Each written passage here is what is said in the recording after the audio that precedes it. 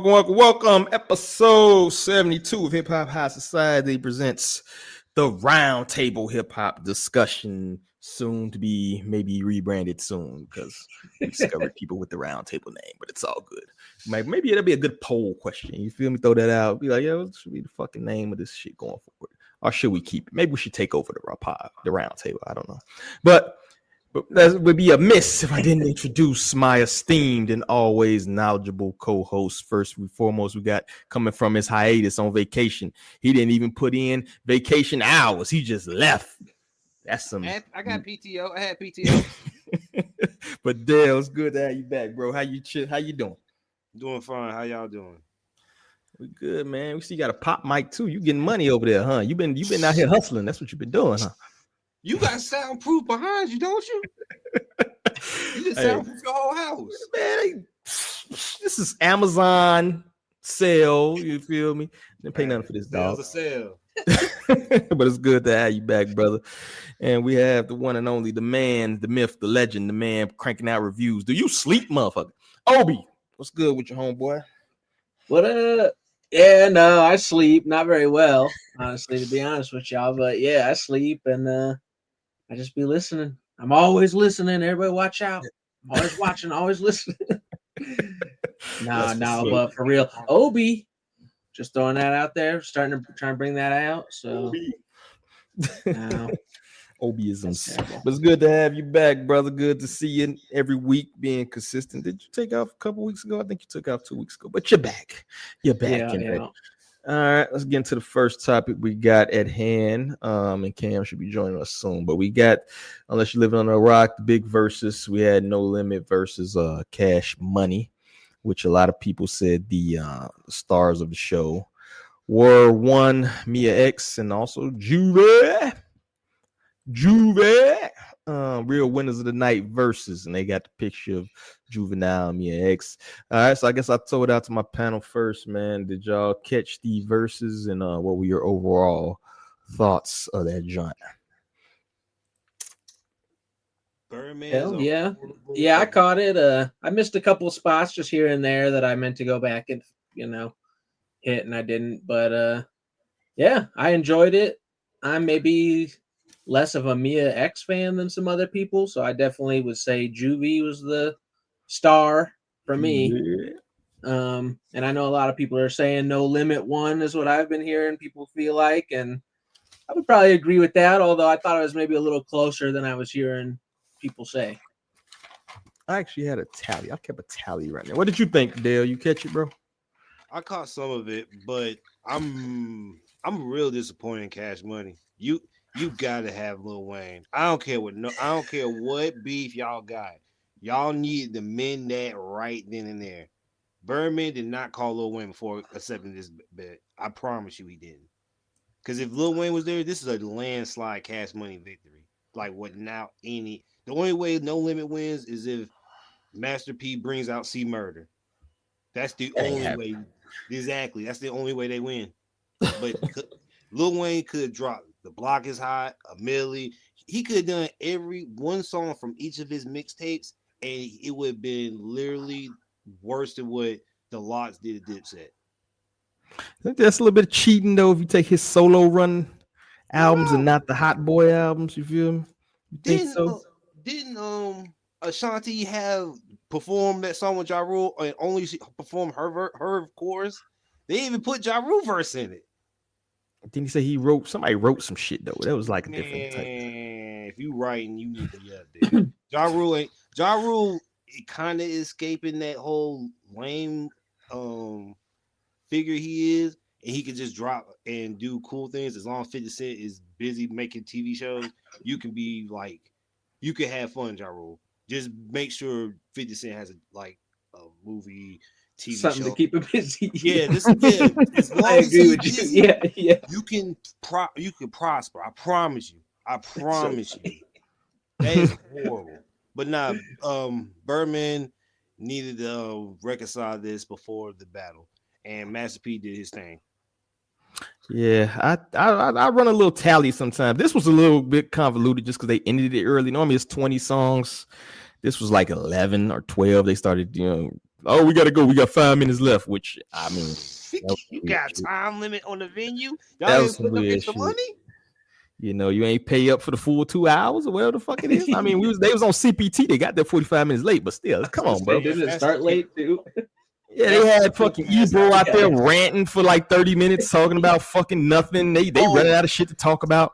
That Birdman rant was worse than Gucci Mane's rant. Oh, we gonna get there, man. Don't ruin the moment, bro. Oh my god, bro. But I had it about 7-3. I had my tally up. It got to, I'd say 10. I did 10 official because after that it started getting all fucked up. So I did 7-3, no limit, or maybe 6-4. But no limit definitely pulled it out.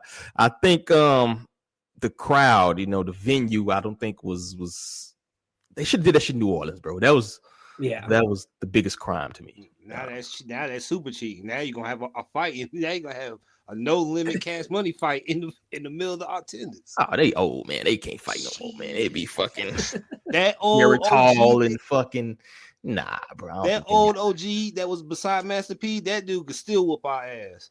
Big boss. He can whoop all our asses with no help.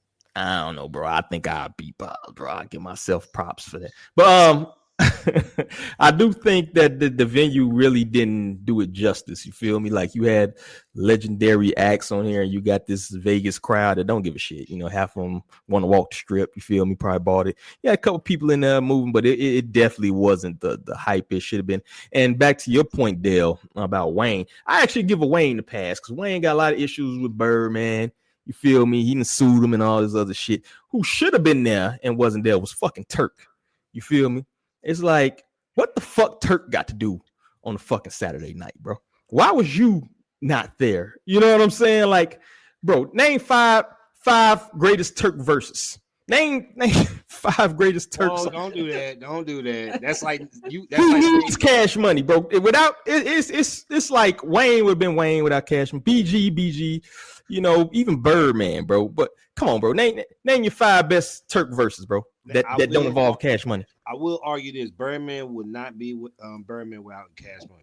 If it wasn't for Lil Wayne, even the no-name Young Money crew, Birdman before the 5-star point tattoo was not Birdman. Big Times got some hits, bro. They do. Big Times got some hits. Hey, I was just singing that song in Pay the Fools. The Gilligan Island fucking they ripped Gilligan Island. I hope they paid them for that. And the Skipper too. But they ain't a melody. It's not a melody. It's not a melody. It's not a melody. Yeah, but let's check out this real quick. I think Master P did talk about the venue or whatever. So let's just check this out. It's only a minute. So I wish we could have did it in New Orleans, but it's like, you know, Vegas, when you look at the lights, the big lights and being out here, I think it's a blessing too that we all able to get away and to celebrate each other. So, but we'll be able to do something else in New Orleans, I hope. Man, I respect them boys, man. Them boys, a lot of history for us in our city. You can't discredit that, man. They got a lot of great artists on that label. What went, because you said y'all only could do 10 songs. Mm-hmm. So what was the process of the 10 songs you picked? I got so many records, I was like, you know what, instead of just give me some hits. I told KL, give me some hits. Mm-hmm. You know, give me what the fans want to hear. And then we had to break it down from there. It was just tough, man, but we got down to 10. If I asked you 25 years ago that No Limit and Cash Money would share the same stage, what would be your answer? No. What made it time right now? We on God's time, and we both had to grow up. And I mean, I respect them, and it's just that we come from 2 different places. They're from the Magnolia, I'm from the Calio, and but I feel like I had to grow up too. Mm-hmm. All right, there you have it. I will say there was something interesting in that maybe people ain't peep where he said they only picked 10 songs, whereas on the stage they're like, oh, we got to get out here in 5 minutes, right? To make it seem like it was cut off. You know, sounds kind of a disconnect there, right? Kind of a different story. But what do y'all think of anything Master P had to say in that video? The Calio. The historicness of the event. Do you think that was an historic event? Something that would be, you know, seen as one of those top versus moments, because you had some big moments. You feel me? Do y'all think that ranks up there?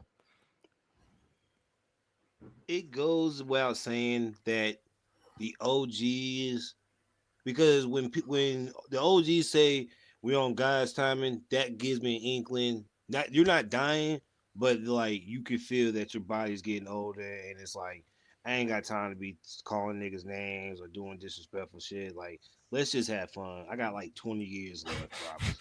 And I'm being dead serious. The clock is ticking, bro. That was just... Old people start saying, guys on here, hey, cherish them while they're here, because you never know why. Because I knock on wood, I do not want to read saying Master P had a heart attack and this is the last time we like brought him in and enjoyed him was at this versus. And that's why I'm disappointed in Birdman. Like, bro, we old as hell, my nigga. You married to the I think you either married or dating one of the Braxton girls. Like, come on, my nigga. Like, you won. If I pull up with a girl with a 5-point star tattoo and I pulled one Tamar or whatever the sister name is, nigga, I'm going to church. No. I think she might have filed for divorce. I'm just saying. Oh, yeah, she's getting that money. I don't know about all that, but yeah. But no, I mean, it was good to see, right? Regardless of, I think it overall went well, and I think it's good to see. Can't be mad at it overall. Yeah, I agree with that.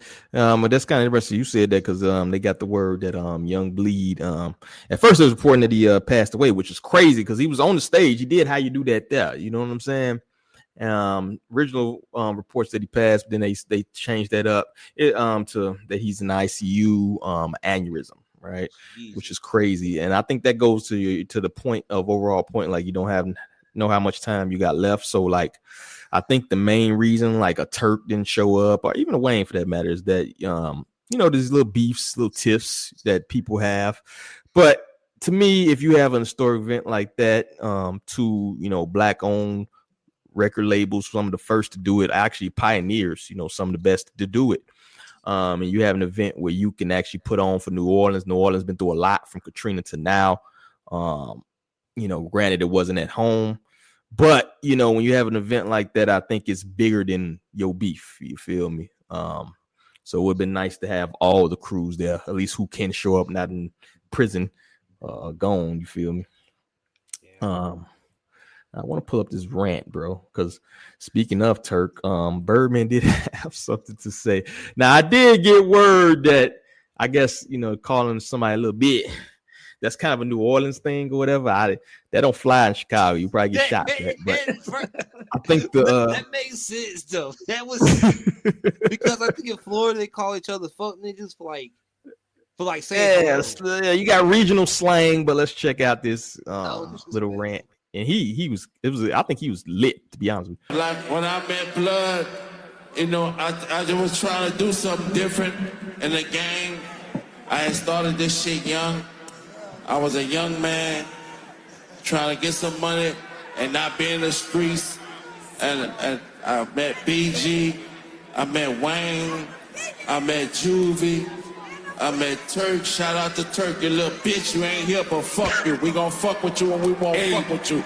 You heard me? Don't go off script, nigga.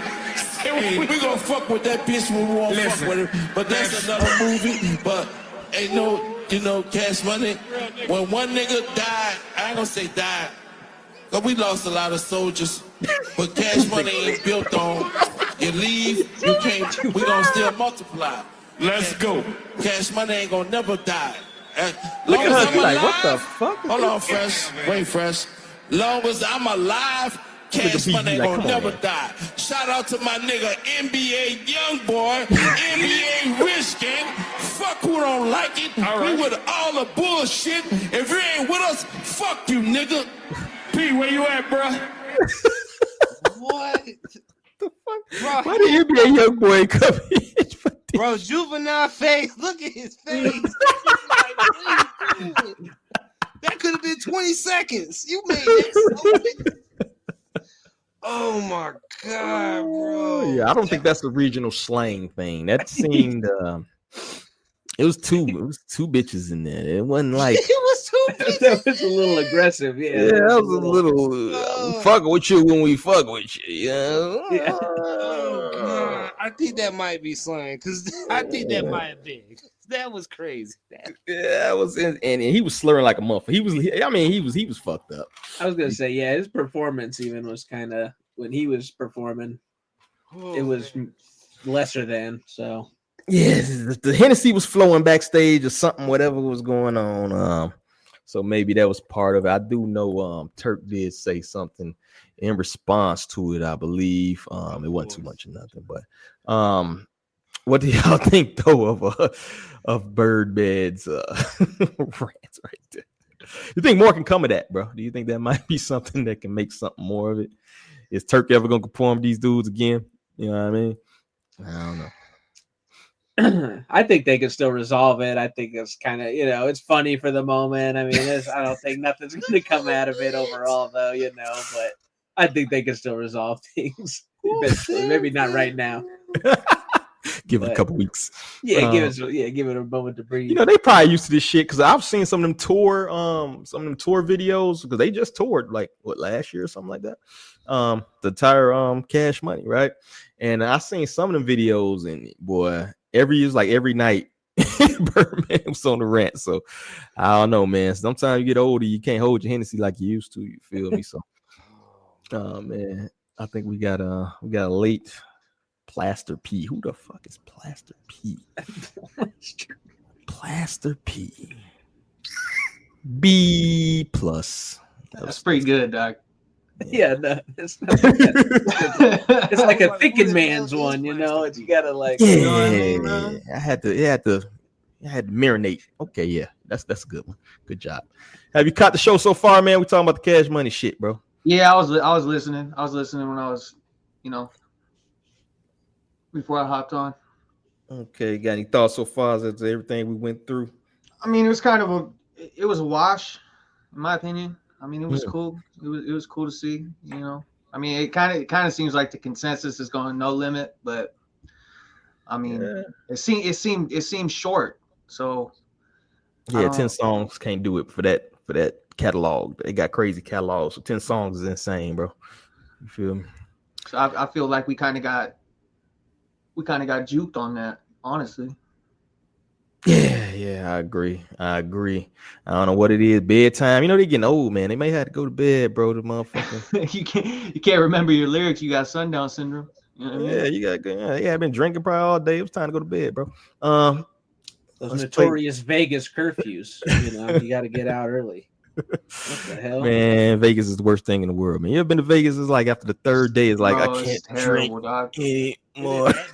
Yeah, Vegas got a smell too. Like as soon as you hit the airport, there's a certain smell in Vegas. You won't smell it nowhere else. It's wild. They selling butt out there. That's why. Yeah, it's not even that, bro. It's just like it smells like regret and desperation. And I'm gambling and they're selling butt out there. There's gonna be regret everywhere. It's all them old mob bodies in the desert. That's what the fuck it is. But I went once. When Vegas is one of the places you go once, you never got to go again. Let's play Turk's response real quick. Telling the truth, not hating. You feel me?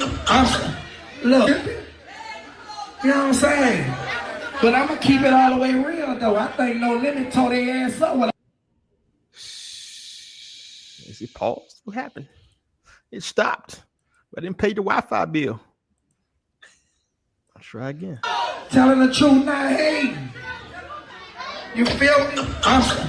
Look, you know what I'm saying? Yeah, they got I'm gonna keep it all the way like real. It's a house. I think No Limit tore their ass up. Man, it ain't gonna play no further than that. It's his live. His live was probably glitching. Oh yeah, you're right, because it's still going up. You heard me?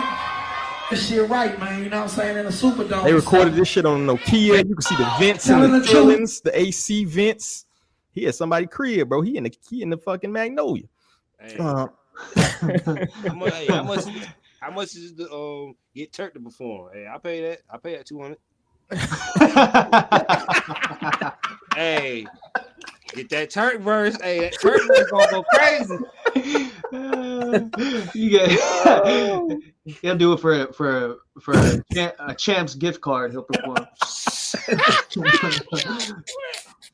And got a fine chance too. Yo, he had a house party, bro. That's a club. I ain't never seen a club with a ceiling vent like that, bro. That's somebody crib. That's bro. deep. That's really close to his head. Yeah. He's in the deep south. He Bro, in somebody's jukebox. He in the juke joint right now, chilling. You're going off the rails, dog. What else is left on here? Let me see. I think there's a couple more things. Now we already touched on Young Bleed, man. Prayers out for Young Bleed.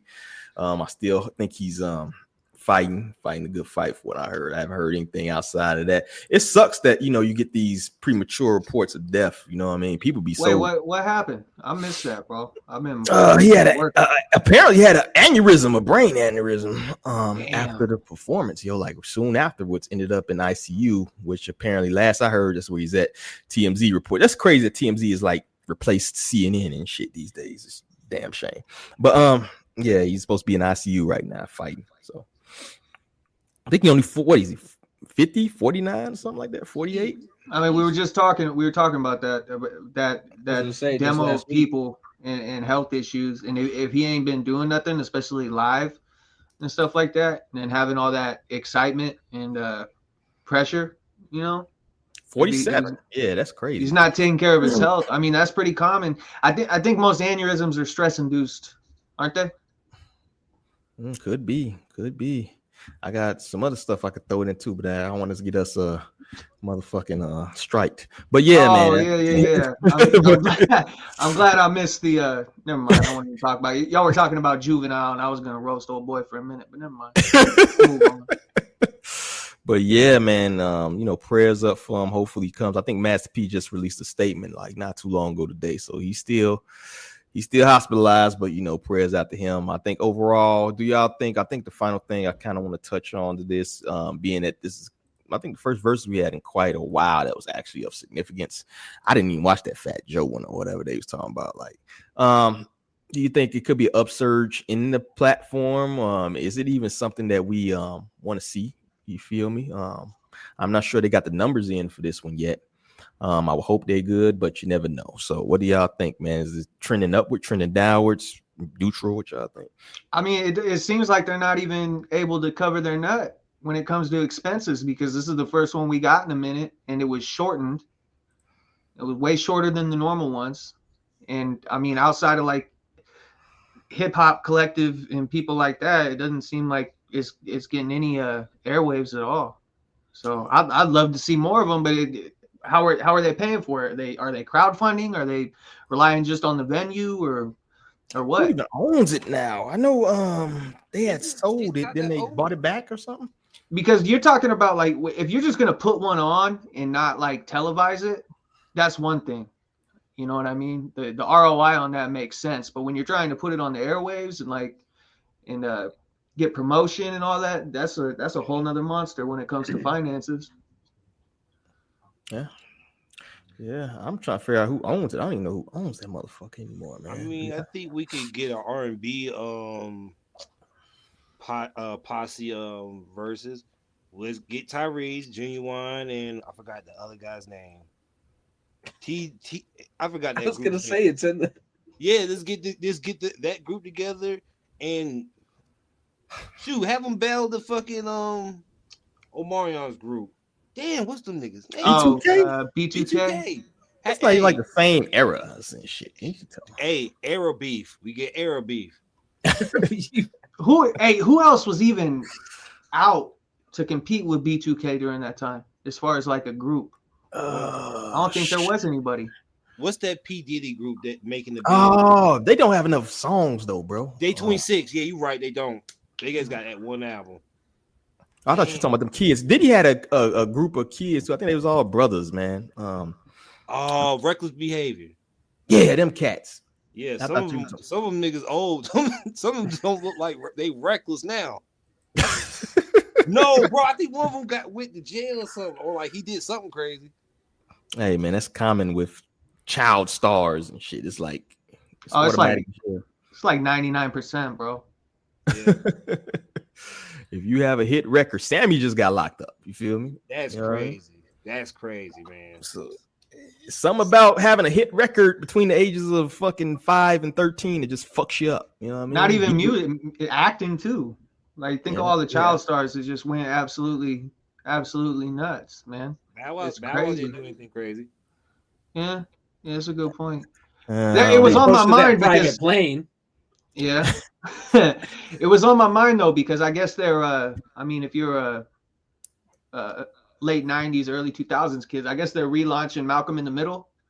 Yeah, with everybody except the little brother Dewey. He opted out like a long time ago and was like, I'm not doing this famous shit no more, and ended up like he went to Harvard for philanthropy or something or some crazy Harvard for philanthropy. I don't know what it was, bro. I'm probably it was like an advanced lit or something like that. It wasn't law, but it was, you know, it was like an esteemed, it wasn't a lame major or anything like that. He just kind of rode off into the sunset. So good for him. Basically what I'm trying to say is fucking good for him, bro. Yeah, he got most of those kids don't make it out, you know? Yeah. Y'all fucked up. Sounding like Miley Cyrus, like she smoked fucking pack of Newports every fucking. Yeah, shit. All right, so that's all I got. Any last thoughts on Cash Money? I guess, did we already touch on who we want to see next? If we had to see somebody next, I don't know. Okay, let's move on. I mean, Dipset had one. Dipset had one, yeah. Yeah, Dipset had one. You gotta get 50, bro, but 50 act like he above it. We need a 50 job, bro. 50 and Ja would break records. That would be worse than Gucci Man and G. That would be so funny. Yeah, but what is Ja gonna wear, bro? He ain't got no money. Chill out. Come see, that's what I mean. 50 Cent gonna come in a full piece suit. He gonna buy Ja Rule outfit. Like, here you go, man. That would actually be a brawl. I ain't gonna lie. I think they still hate each other. They're gonna be in the old. If you put them at 73 years old in the old folks' home, they would beat each other to death with canes, bro. Like that's funny, bro. I was talking to one of the young brothers at work today, and I was trying to explain to him like how bad Ja Rule was derailed by all of that. Like, because the name Ja Rule came up, they were playing like Sirius on the Bluetooth or something like that, and his name popped up for something. They didn't even play his song; they just like said his name. And the kid was like, "Man, I forgot all about that dude." And I was like, "Bro, you got no idea. Like, he was headed to the stratosphere before all this shit, and then." Literally got the rug just yanked out from underneath him. I was like, I don't know if I've ever seen anything quite like that when it comes to on top, bro. Ja was literally on top for a while, and it was like all you had to do was ignore 50 Cent, and you would have been fine. 50's a vindictive motherfucker, man. I don't want to beef with no 50 Cent, bro. Speaking of mental health, never ending. Yeah. Speaking of mental health, Joey Badass reveals mental health is the reason behind tour cancellation, despite rumors of low ticket sales. Do we think we're getting the honest truth here, or you smell some cap? So let's play this. What happened with the tour? Are you still at odds with your label? Are you on a label? Like, talk about where you're at right now with your career. This actually will be the first time that I spoke about it. I've thought about how to address this, right? And I'm just going to choose honesty. I'm going to choose raw honesty, despite the fact of people in my corner telling me not to be honest, make up something, this, that, the third.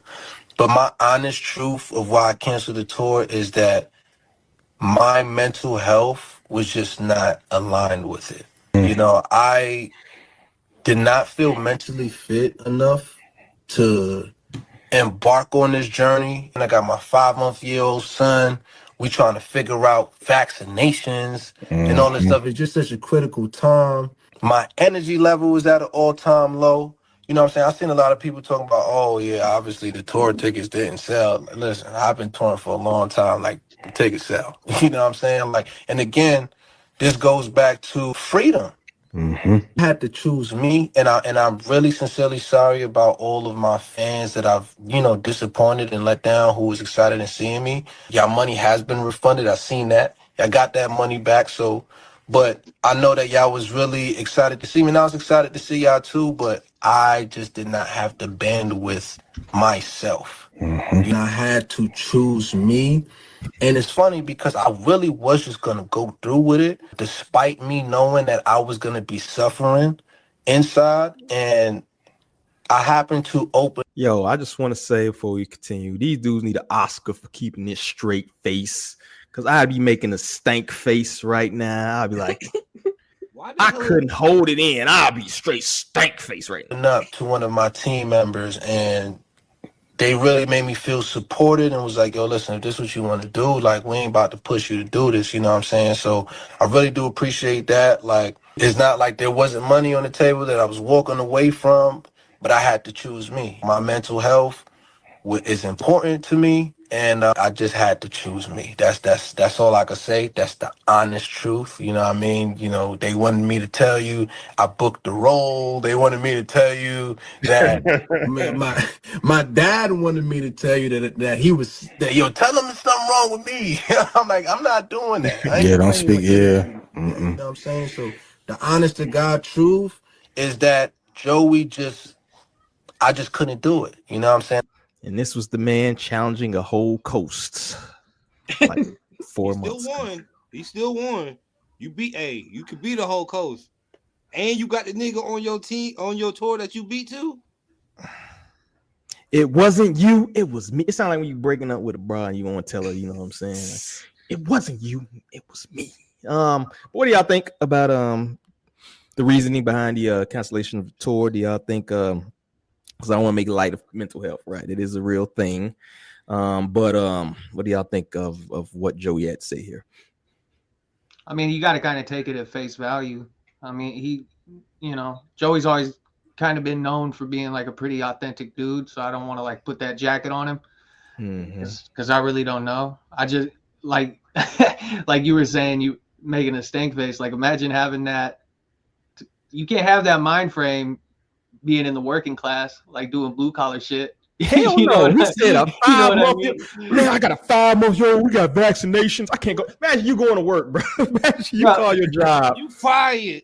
My 5 month old got vaccinations, man. I can't do this today, man.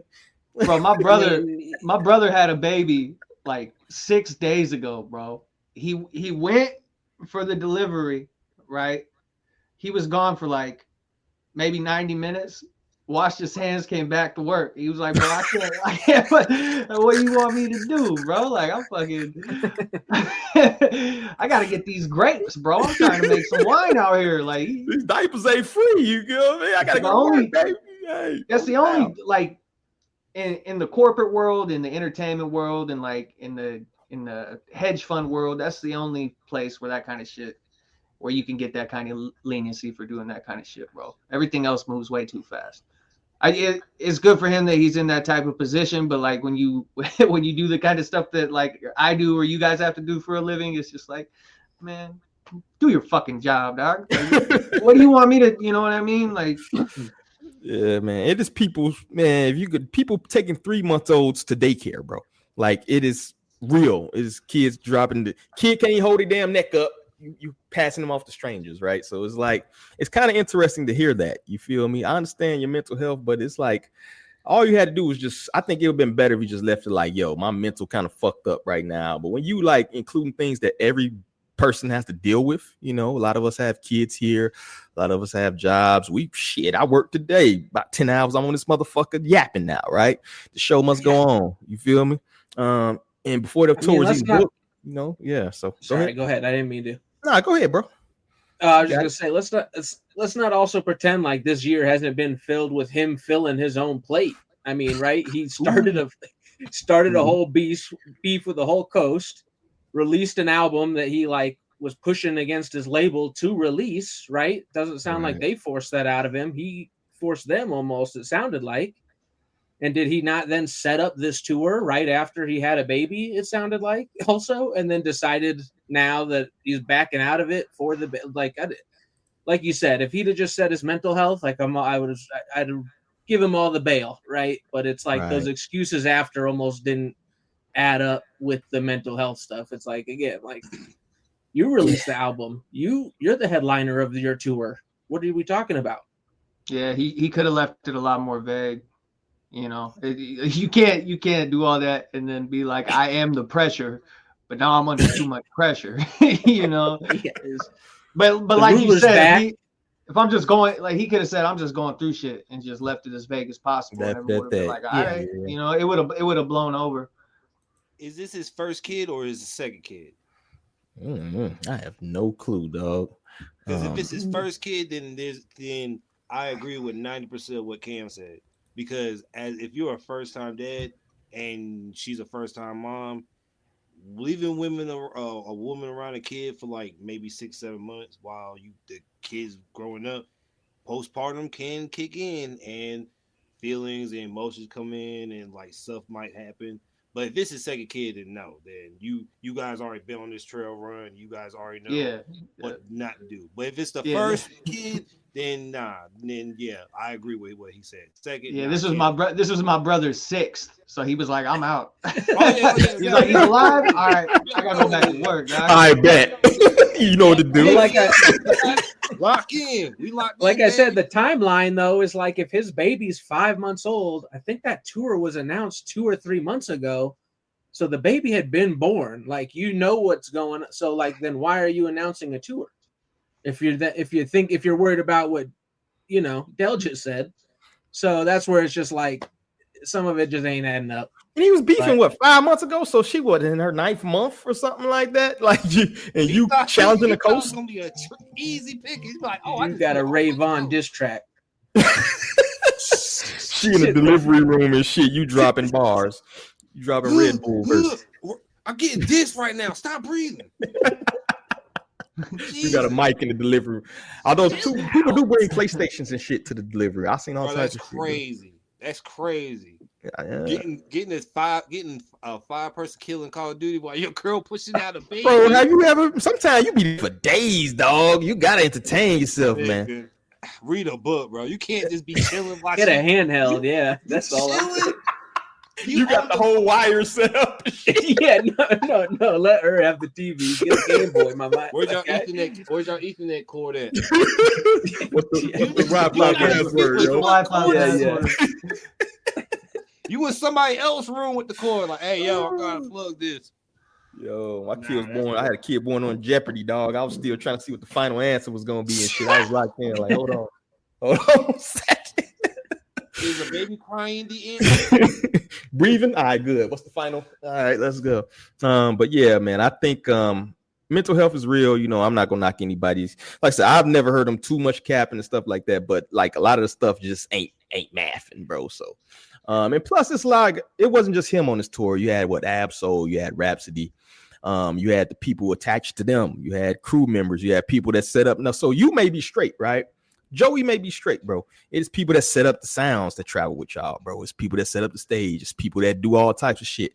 And that now they not gonna get a check. You feel me? So that's one other part I really didn't like is because he acted like it was so lackadaisical. When it's a lot of people that's eating off that tour, bro. It ain't just you. The opening acts, that might be their time to shine. You feel me? So it's more to it than that. Just you straight. Yeah, you straight. But what about these other 50 people involved in this production? What if he's got a 5-month-old? He needed that check. You know what I mean? He don't have the choice. He got to go work. Shoot, I don't even like Absol, but this could have been a good look for him. He could have went out there and did some crazy shit. Bro, if Absol showing up with all his mental health history in the past, all right. I mean, exactly. That's what I mean. That's also you brought that up the though. Dark Aura tour. Yeah. You brought that up, like the cameramen and stuff and all that, and that's a really good point. I was watching some shit earlier where I guess Netflix bought like a old military output in New Jersey. It's huge, and they're gonna start doing all the filming and everything right there, because I guess it costs way too much money and like taxes and whatnot to like jump around the country shooting movies. I guess a lot of times people go out of country to make a movie because like the tax, like say you go to Australia, like you're like 60% less on entertainment to film and shit out there. And like if you're filming stuff that costs, if it's like a little $5-6 million movie, yeah, whatever, but you're talking like 150 mil, 200 mil for these huge motion pictures, and that's a lot of bread, bro. But then I started thinking, I was like, man, bro, like you just put a whole monopoly on entertainment, and like it might be the death of Hollywood. I know it's like kind of off topic, but what you were talking about kind of made me think of that. Like you got all the sound guys, all the makeup artists, all that shit, and now it's all going to be in house in New Jersey on this huge compound. Yeah, I've seen, like I said, just to piggyback off that, I've seen LA in general is they shine away from making movies out just because it costs so much. That used to be like the mecca of movies or whatever, and now they're putting all that shit like Vancouver. They already started doing shit in Vancouver. Now they're moving all shit all across the place. And I think people don't think a lot of times of the other people who can eat off your shine, bro. A lot of people who are dependent on a lot of that stuff. So those are like the overlooked people. You feel me? So that's part of the thing I think maybe he don't realize, but that came off as a bad look when you think below surface is like, man, my mental health so fuck all these people. Maybe you cancel a couple of tours, right? Maybe you shorten up the tour. You could do something like that, right? Some of that nature or something like that. I just think just cancel the whole tour. He just put it way more lackadaisical than I think it should have been. I think it should have been a bigger deal than that. You feel me? So that's my thoughts on that. But any last thoughts, any more on that? I hope he's good. Like I don't want to sound like an asshole, if he's really going through some shit, I went through my own mental health battles. I'm sure everyone else did too. That shit gets rough sometimes. So like I'm not trying to definitely not trying to shit on homie. If he's going through some shit, I hope he gets better. Yeah, bro, definitely. Lift some weights, go in nature, brother.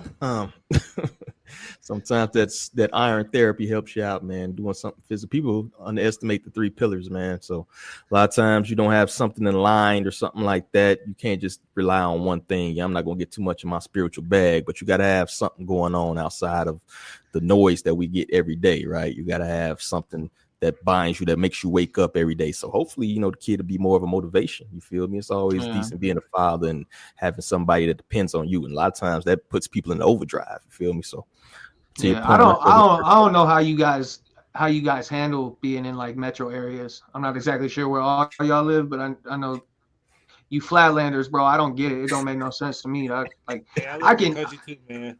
That's what I'm saying, bro. I can open my back door and get lost in 5 minutes, and I love it.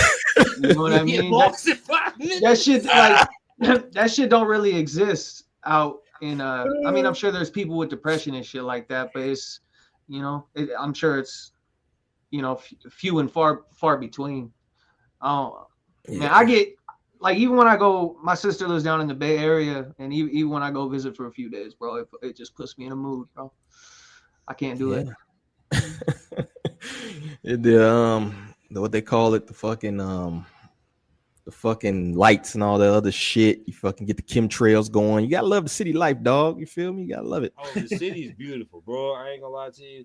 I love the city, love the country, but that city life, man, is just you just see everything and everybody. City boys up. All right, man. Let's get to the crash dummy. Who's the crash dummy this week? Stay tuned.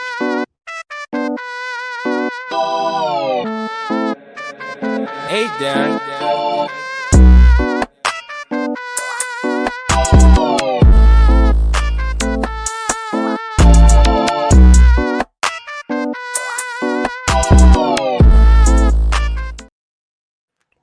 This week's crash dummy is actually a collective. We switching it up. You know what I mean? We switching it up.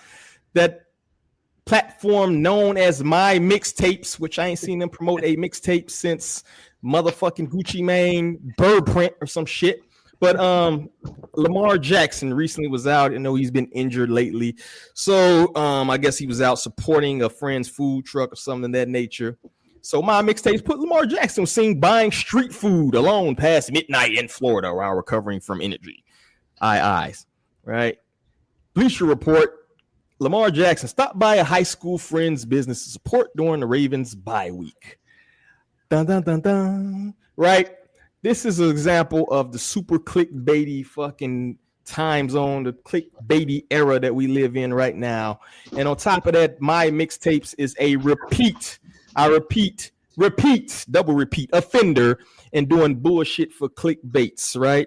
If you're going to do this, if you're going to fucking go on this path of simply getting people to click your shitty ass fucking post, at least change the name of your fucking platform to something more reflective of the new way you do things, since I haven't seen a mixtape on here since motherfuckers wearing skinny jeans and doing the jerk, right?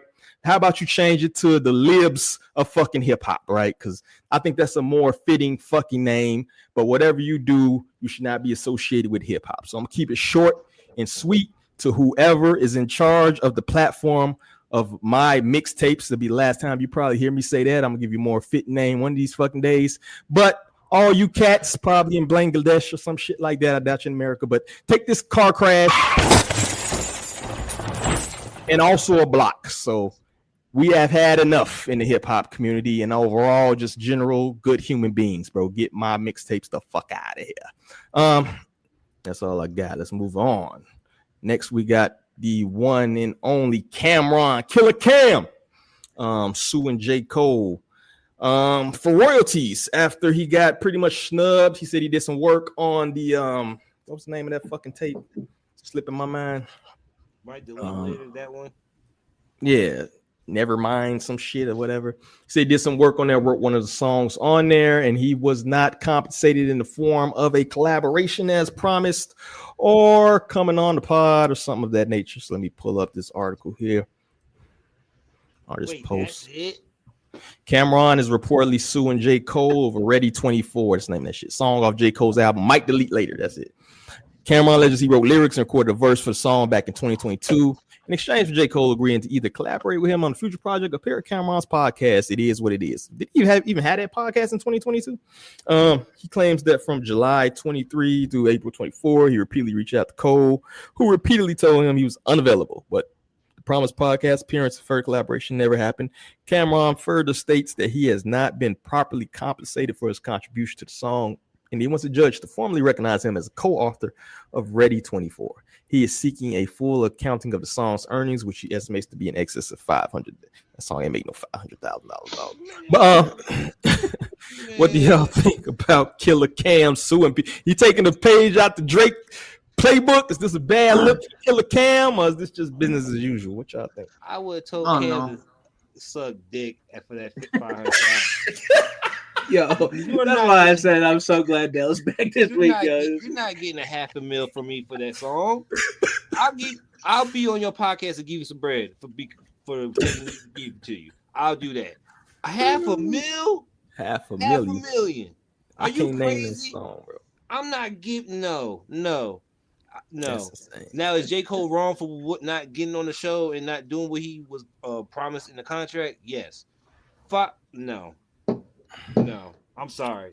Did they even have a contract, or was it a verbal agreement? I don't think they even had it. Either way, you still have to hold your word like a man at bare minimum. If all I gotta do is be on your podcast for an hour and just laugh and make basketball jokes, and you say ball, hey, what is that? You say that, but no, that's true. Cam and Mace are funny as hell. I love watching this stuff. You could go in there and done like 45 minutes, J. Cole. Come on now. Come on. And watch. He's busy, bro. He got to ride a bike through Brooklyn and, You know what's funny? I said that same joke 2 days ago. I was like, J. Cole just riding a bike. He probably didn't get that message. But no, J. Cole's going to use the same thing that Joey did. Say, my mental won't right. I wasn't in the right headspace. I was getting dissed by everybody. And I didn't want to go on your platform, and you asked me, hey, that dish you made to Kendrick, why'd you puss out? Even that's what I promise you, Mace or Cam, more Cam was going to say that. And I think, like I said, J. Cole was wrong for not holding up his end in bargain, but Cam is wrong for asking for $500,000. Ain't no fucking way. I'm sorry. You go for the high number, bro. If you're going to sue, you go for the big number, dog. You settle at the lower number. I doubt we see J. Cole on that podcast now.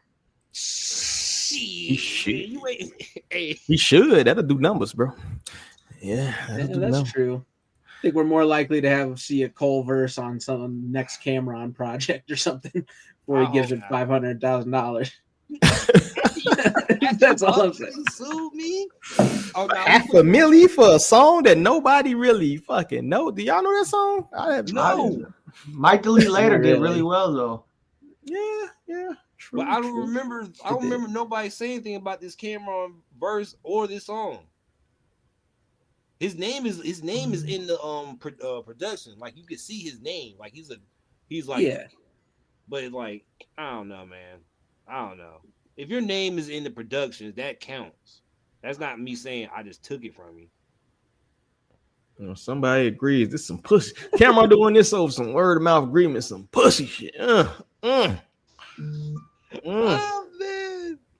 it depends, right? I mean, if he's really been trying to get a hold of him and it's not, blah, blah, blah. If he's been trying to hunt him down, it's one thing. But if this is like he called him once, he texted him once in the last 2 years, twice he tried to contact him, and now it's just sue him, that's wild. Yeah, and is he in contact directly with Cole or just PR? That's a whole different.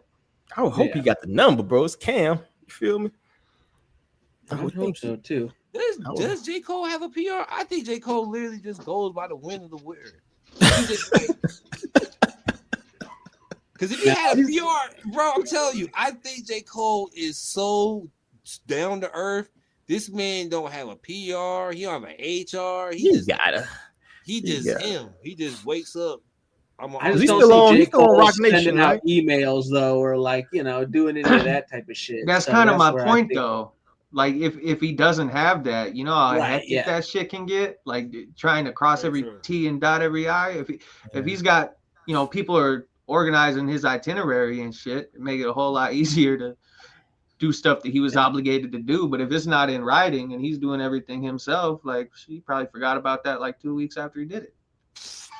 So say Cam needs to write him a letter and just mail it, and maybe then Cole can open it. It's less digital, something like that. Go to Fayetteville, bro. He ain't got no knock on fucking. No damn North Carolina, man. J. Cole ain't no North Carolina, bro. How you know, bro? I see this. Nah, man. Fayetteville right now. Eat that motherfucking. If you give me half the stardom of J. Cole, nigga, I'm in like some place you'll never find me. I'm in like some gated community. You ain't gonna never find me. Damn, that North Carolina is beautiful, but too many people be in too many people's business. And J. Cole's in Fayetteville, nah. Do we think? How do we feel about the whole suing people thing? Like over something like this. I mean, if it's something legitimate, you wrote some lyrics. I wouldn't even say that. Like, just say somebody stole a song from you or something like that. I could kind of see he's literally suing over like a verbal agreement type of deal, like they alluded to. Do y'all think that's hip hop, bro? Is that hip hop? Yeah, I don't really like it. Kind of. Sorry, it's different. That's business. But I mean, if he doesn't got anything on paper, like how does he expect any recourse at all? There's got to be something. I don't think Cam's that stupid to where he's got to have some sort of like basis to go ahead and organize everything to sue somebody.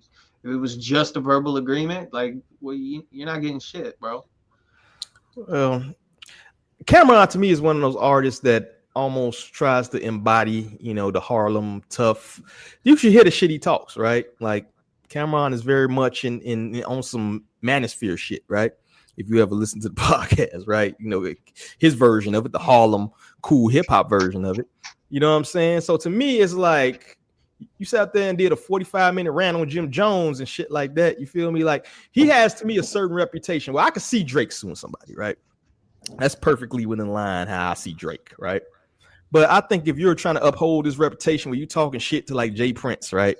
You know what I mean? And all this other shit, and then you turn around and like sue a J. Cole. Like to me, that's like, I hate to be it, but that doesn't line with the bias. If you're putting out this gangster, I'm a gangster businessman, Killer Cam from Harlem type shit, I don't like this move, dog. I don't like it. You know what I mean? But you hit the nail on the head. I can talk crazy to what's his name? Jay Prince, because he's a hood nigga, and and the only way to talk to hood niggas is to talk to hood niggas like this. J. Cole, well, I can call J. Cole weak, bitch, man, and all that stuff. They ain't gonna fix the subject. I had to act accordingly and sue you. Me talking junk to you ain't gonna solve it. Talking junk to Jay Prince, he'll be like, okay, I got hold, I got big homie, I got chill out. J. Cole ain't about that big homie lifestyle. you gotta either sue me or see me in traffic. And since he's in traffic, you might sue him. And then that's a mature thing. Like just like Ken said a while ago, we're the working class. We're not gonna run up to somebody and be like, "Hey, bitch, give me my money that you owe me for fixing your car." I did some things back in the day. Yeah. We all had to strong arm some money from people when it deemed necessary. But if we were doing that to somebody where we knew we couldn't strong arm and we had to take legal course, we had to take legal course. And there's nothing wrong with doing stuff legal way. At this point in my lifestyle, I'm Cameron. I'm too rich to be doing anything. Jim Jones is over here trying to copyright Chrome Heart. He about to go to jail. I ain't gonna get no money from him. No. So Jim Jones is doing it the mature way, but it's the petty mature way. That's a bar. That's a bar. Hold on. Before you go, you got to get a yeah-ho, bro. That was a fucking bar. Go ahead. I'm sorry about that. Hell yeah. No, hell yeah. I was gonna say, I think I would have like a middle ground, right? Where Cam, like on the pod, just like aired him out, talk shit, and then at the end he goes like, and you know what? My management will see your management, and you put it on your managers or whatever. You know what I mean? And say, my people want the money. We're getting it. Yeah. Instead of being like, somehow it ends up being Cameron suing J.Cole. It's not like Cameron's actually filing the paperwork, but that's my point. It's hidden either way, but he should be putting it on the people filing the fucking paperwork then. Yeah. There's other ways to go around that and still sue him, get your money, and not have it look like this. Yeah, it's not a great look. But I mean, like I said, I agree with Dale, man. I think you hit a good point. Maybe change my mind a little bit. I still don't think. I think it's kind of a frivolous lawsuit.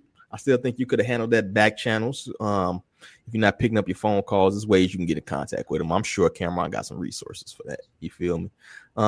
Give it a little bit more time. It's only been a year. You feel me? A year ain't really no fucking time. So I think it's a better way to handle it. But, you know, you got to grow up, man. People are 50 years old. You can't be in the street shit. Don't rough up J.Cole. I wonder who would win that fight, though. J.Cole might win low key, bro. He's a big dude, bro. J.Cole's like 6'4", 6'5", something like that. He looks like he's in decent shape. He's athletic. I don't know. They were both basketball players. Cameron might be bigger than we think. Did you see when Cameron tried to ball Jim Jones in those damn center outfits? When they had Jim Jones had like this mafia boss outfit on and like some shoes with no socks on, trying to play basketball. I'm like, wait a minute. First of all, y'all just doing shit now. That's why I don't need money. Because if they would do that, I would be stupid out there. I'll be in there in a full fleece outfit trying to hit threes all day. Don't give me money. You be careful, bro. You can't be trying to ball in gators, bro. I seen people bust their shit trying to hoop in church shoes. Bro, shut up, yo, in the church. Nah, bro. There was this old crackhead, bro. When I was a kid, that used to hang out at the park and hustle us, bro. He played basketball in lugs, and God, this motherfucker was nice, bro. He had like 4 teeth. He wore I went to that park every day for like 10 years. I ain't seen him in a different set of clothes ever. We hook him up. We give him food and shit like that, bro. Even after he would hustle us, he played 21 with us and shit like that. And then we play little pickup games. This motherfucker be running around in a pair of lugs just balling on us, bro. It ain't about the gear. It be the wackest people that got all the basketball gear, bro. If you got all the arm sleeves and the headband and the fucking all the accessories and the shit, them be the garbagest dudes, man, on the court, bro. Every fucking time, bro. They got the Michael Jordan outfit. That's just embarrassing, bro. You get your ankles broke by someone in a pair of boots, bro. Like boots from Payless too. Not even good boots. Jesus, that man was old man game. Shoes. He was hitting threes in the air on y'all. Damn, that's crazy. I wouldn't go back to that court. I would never go back to that court. Boone. His name was Boone. I just remember his name was Boone. Wonder what that. Nah, he probably dead, but. Here's hoping that's a great positive attitude there. Here's hope he's still balling. Man, crackheads live long time, low key, bro. I ain't gonna lie to you. All right, man. Y'all ready to listen to some music? Let's do it, shall we? D.O.D.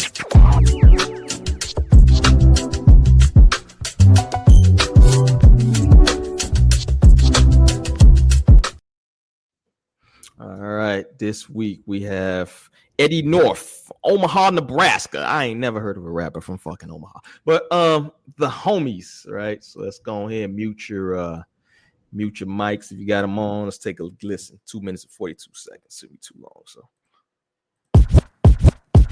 One shot and I need more to feel a vibe. Okay, let's be for real. Everybody going through something. Somebody trying to get by. Let's be for real. Bring some words, yeah, I got more in mind. Okay, let's be for real. Life's been good, yeah, that's on God. I be just fine, that's on the homies. Tell me what's the word. Do say to the head, everybody smoked out, fucked up, yeah. Tell me what's the word. All my niggas going fed, everybody been good, what's up, yeah. Tell me what's the word. We gon' need like 4-5 splits for a night like this. When everybody wanna kill stress in the O. I work too hard through the week, let's go. Club full of kids on drugs like this, feeling down on the low, we up. Shit, just cope, I'm good, he good, she good, we good, that beside my cup. Shit, too much on my mind when you live like fast. Go ahead, go and test my luck. Shit, crash them in any minute, any second, down bad. Just pray you make it out this club. Oh wait, PYT from the north side. Dick thighs, brown eyes that I'm lost in. Let her do her dance while the home rule chants. Fuck it up with that body so flawless. Okay, in the days in the course I wanna slide, please tell me what the coast is. Tryna ease my mind by the end of the night, but first things first, I might need one shot and I need more to feel a vibe. Okay, let's be for real. Everybody going through something. Somebody tryna get by. Let's be for real. Bring some words, yeah, I got more in mind. Okay, let's be for real. Life's been good, yeah, that's on God. I be just fine, that's on the homies. Pour more pints and get you right in hell. Is there more for me? She way too fried, you tell just by the smell. Is there more for me? Might change your life, don't think shit twice in hell. Is there more for me? Go play by play, this day by day, this ease my pain. The fuck is you talking about? Might creep for the night, no face, no case. Sex on my mind, gotta play shit cool. Whole nother vibe, this ain't no date. When we back outside, this life we choose. When the world gon' end like Y2K. Live with a smile when it ain't all true. Thank God for the plug, who pulled up too. By the numb or the pain, I feel just cold. Up the smoke, pretty girl wanna love and joke. Take a shot for the night, okay, better learn the ropes. Otherwise you'll stunt and choke. I'll be just fine, okay. It's like everybody look just like me. Gotta find some peace in the world you see. Getting used to the stress, that's life I guess. But first things first, I might need one shot and I need more to feel a vibe. Okay, let's be for real. Everybody going through something. Somebody tryna get by. Let's be for real. Bring some words, yeah, I got more in mind. Okay, let's be for real. Life's been good, yeah, that's on God. I be just fine, that's on the homies.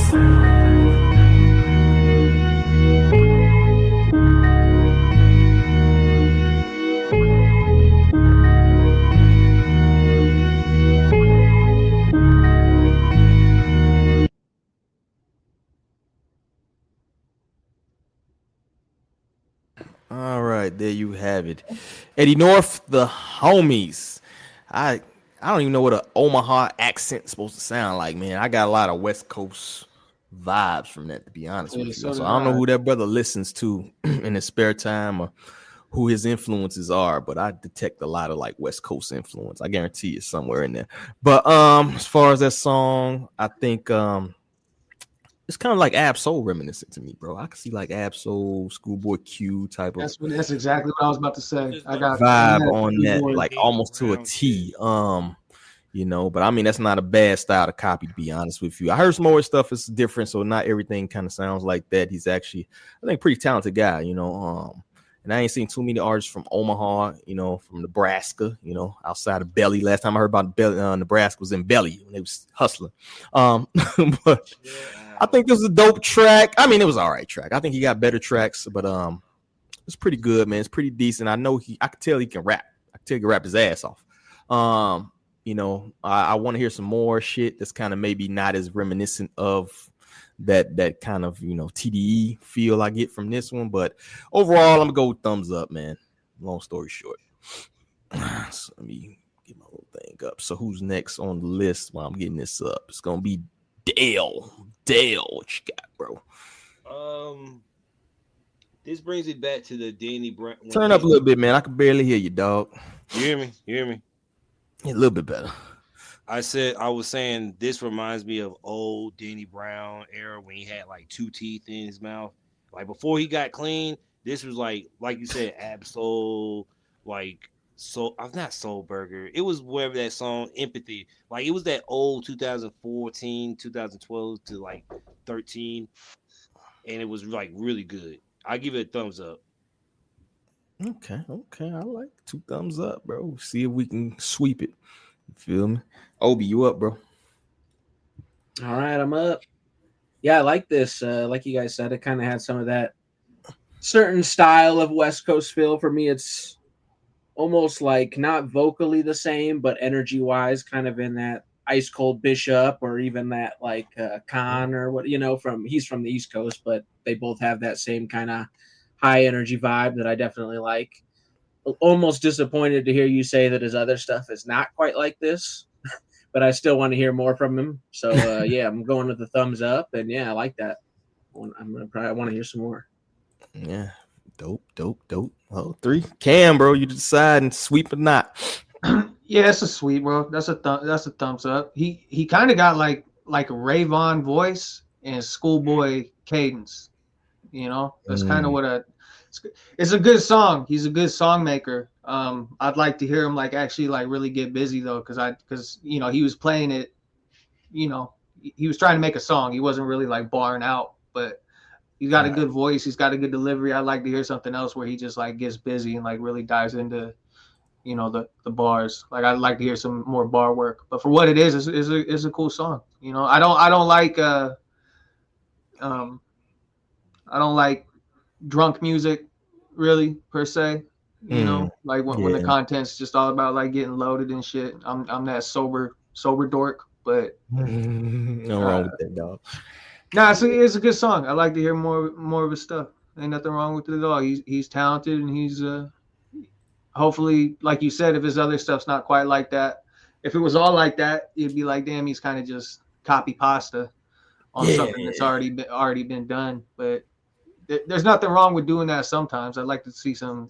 I'll dive into more of his shit and see if there's more versatility. But yeah, he's cool.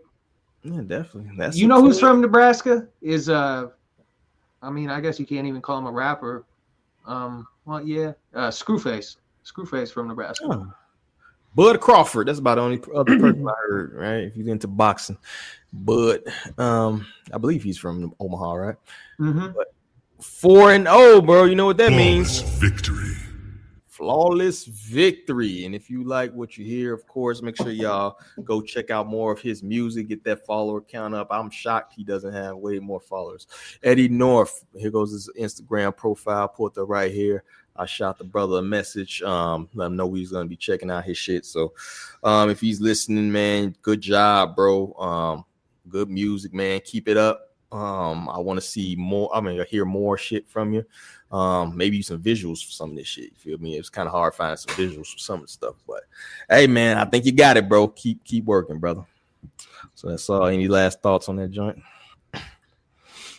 All right, man. So what we got? 34 people. Come on now. Y'all need to go ahead, share this up because we get into the discussion topics. As always, my usual. I love the discussion topics. I think we have some pretty good stuff we hit on lots of times. Definitely. The first one we got, Desiigner is back. Why did I put this shit here? Desiigner comes back with a new old flow. Is the bar for rapping incredibly low? That's because of based on the response of the person who posted the original tweet, which I'm about to pull up right now. Desiigner is back. He rapping. What? Let's take a listen. We going crazy. Hold on. Ford truck just started the ignition. Tom Cruise, the way I complete a mission. Leave the murder scene quickly without a witness. Listen to Fabulous. Fuck the competition. Why is hairline like that, dog? It's distracting. See, you messing it up. He was let that man have fun. Make the coat do the jumping jack. Fiend be the good critic. Tell them niggas holler back in the streets. I'm a type of nigga that'll never lack. Catch me in the church with the pistol tucked in the slack. Mac 11, 357. We send the devil on them. High on the scoreboard. Yeah, we got some levels on them. All right, that's enough of that. It's like a perm with the horseshoe. That's an interesting. That man say nothing about them bars. He said, man, that man hair is killing me. Because he done did this before, man. You know, I'd heard him try to do, because this is what he originally sounded like. But what do y'all think is I think the overall thing is, do y'all really think this is rapping? Like this is hot bars, or what do y'all think? Pretty rudimentary. Like it's not, you know, it's cool. Like he sounds good, but you ain't say a singer. I could anticipate the end of the next line. You know what I mean? It's like some shit that most people could write, and he just happens to have like a good cadence and delivery to like deliver it. But it's nothing like nothing breathtaking with the bar work or anything. It's cool, but what I'm saying is that's like right now, especially with like all the spitters that are out, it's like that's dime a dozen type lyrics. Yeah, definitely. Yeah, everybody's so surprised of him changing the style, I think, right? And it's like, yeah, the rapping's good or decent or whatever you want to, but like, come on.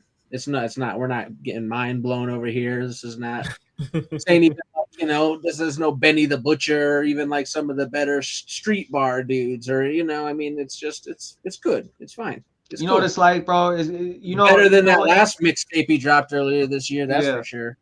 It's like you know when you and wifey, you ain't had time to like go out to a nice dinner for like a few weeks or something like that. She's just been sweatpant hoodieing it up, and then she gets all dressed up and just like, damn, yo, like it's one of those type of deals. You know, I love my wife. She's beautiful. I love you, babe. But what I'm saying, good save. Good save. What you just say about me?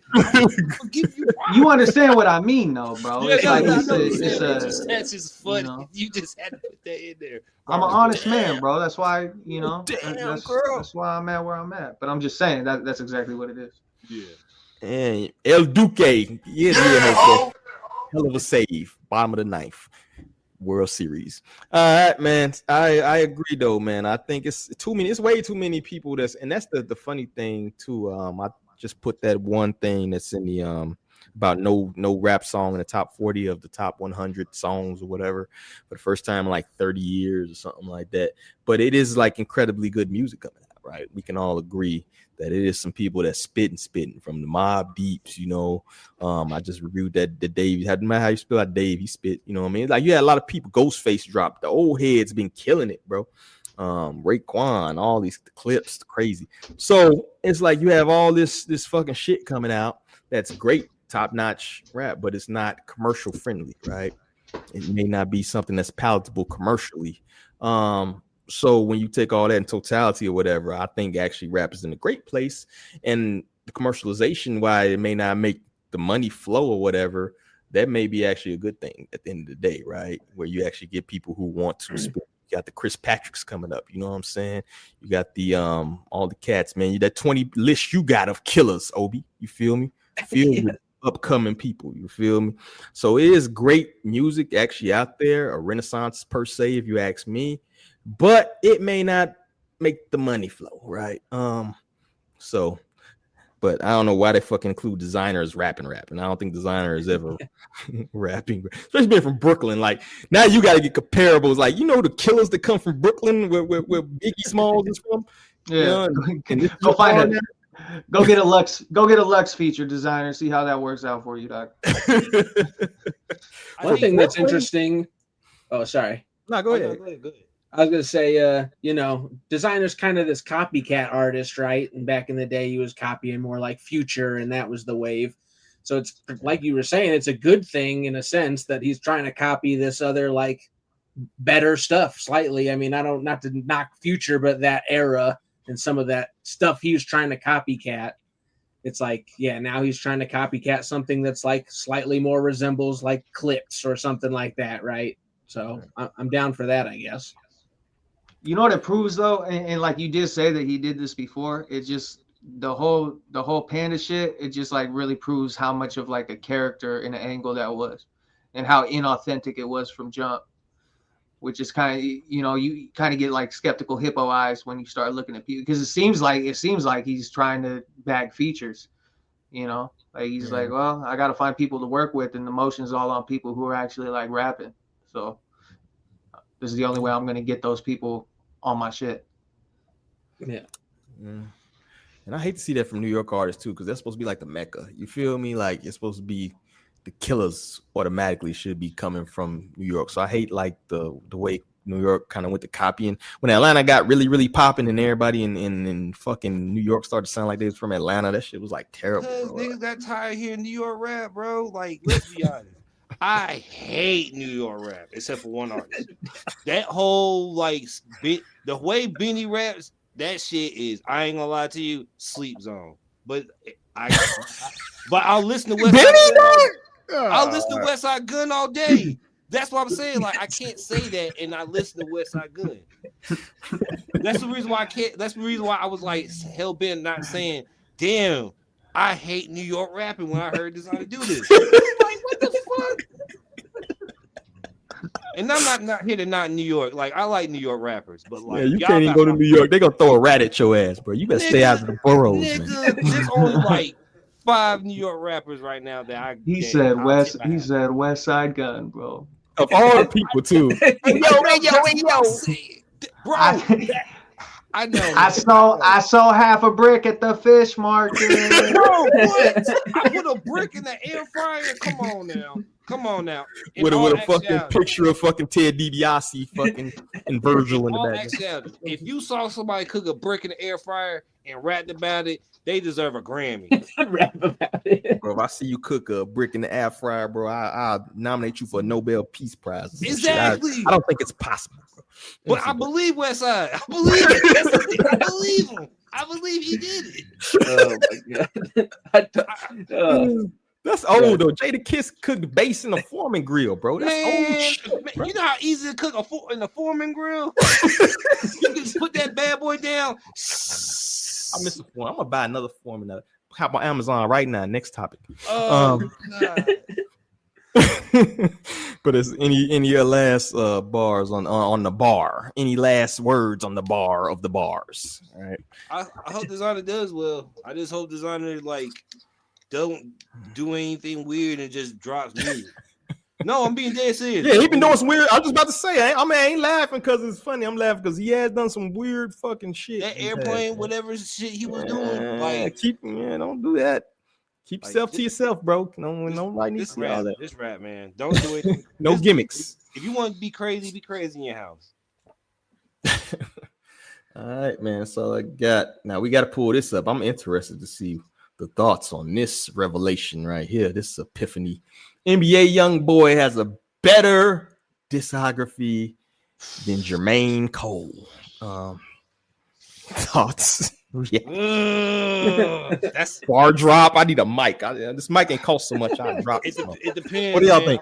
It depends. Are we talking about NBA YoungBoy from start to now? Or are we talking about? It don't matter what NBA YoungBoy. I was gonna say, let's not even. Then if from start to finish, then which NBA I won't say. I thought this was a joke topic when I saw this. I won't say he has a better discography, but I would say his impact is probably stronger than J. Cole's. That's what I was about to say. Like, if you talk to somebody 25 and under, what the fuck you think they're gonna say, right? Man, I'm not caring what 23-year-olds think, but they saying fuck J. Cole throwing that NBA YoungBoy. They walk around with shiesty, and I'm not gonna lie to you. NBA YoungBoy with no ops is a great artist because that nigga ain't trying to hurt nobody. He just rapping. And as you can tell on this tour, he ain't do nothing crazy except drop music and do great performances. So as long as his ops are not thriving, he'll thrive. So interesting. And J. Cole don't be dropping music like that. So Del, what's his best project? And I'm gonna check it out because I'm not that well versed, but I can't pretend like I've liked what I've heard. So, but if you give me some suggestions, I'm gonna check it out. I'm gonna find it. It was what was the song we put as banger of the week? That shit was hot, bro. That's why I put it. Yeah, that's what I'm saying. NBA YoungBoy drops. He has like a song every once. Like I had Outside Today on my gym playlist, right? He has a song every once in a while. I be like, I can fuck with this, right? But I would never in my life listen to like a whole project of. I just couldn't do it, bro. I couldn't recommend that. Yeah. But that leads to the question, right? It's like, is the discography better if it's song by song and it's not full albums? I mean, I'm just asking you guys that have heard more, because to me it sounds like I would still say, even though the impact might be bigger with NBA and especially with the youth, he's bigger and like he's doing big things, no doubt. Even as somebody that's not a fan, I can see that. But like, is his discography better to you two that have heard more if it's really more of a song by song thing? Thing is, I don't Has to necessarily be. think NBA YoungBoy is great. I mean, NBA YoungBoy has a great discography, but I just think J. Cole has some shitty albums. You know, I say that as somebody who kind of likes Cole. Forest Hill Drives is a classic, right? Okay, but okay, I say it's a lot. He got some shit after it. It's like, you know, even before that a little bit, but yeah, like he was a snooze fest to me before that. Like I didn't fuck with his shit at all. I was like, this shit is just so rudimentary to me. He kind of had to find himself, and that's where that came in. You know, Forest Hill Drive came in, right? But then after that, like, has he really made classic, or you know what I mean? Like, is his discography really that great? And he's inconsistent too. I think you hit the nail on the head.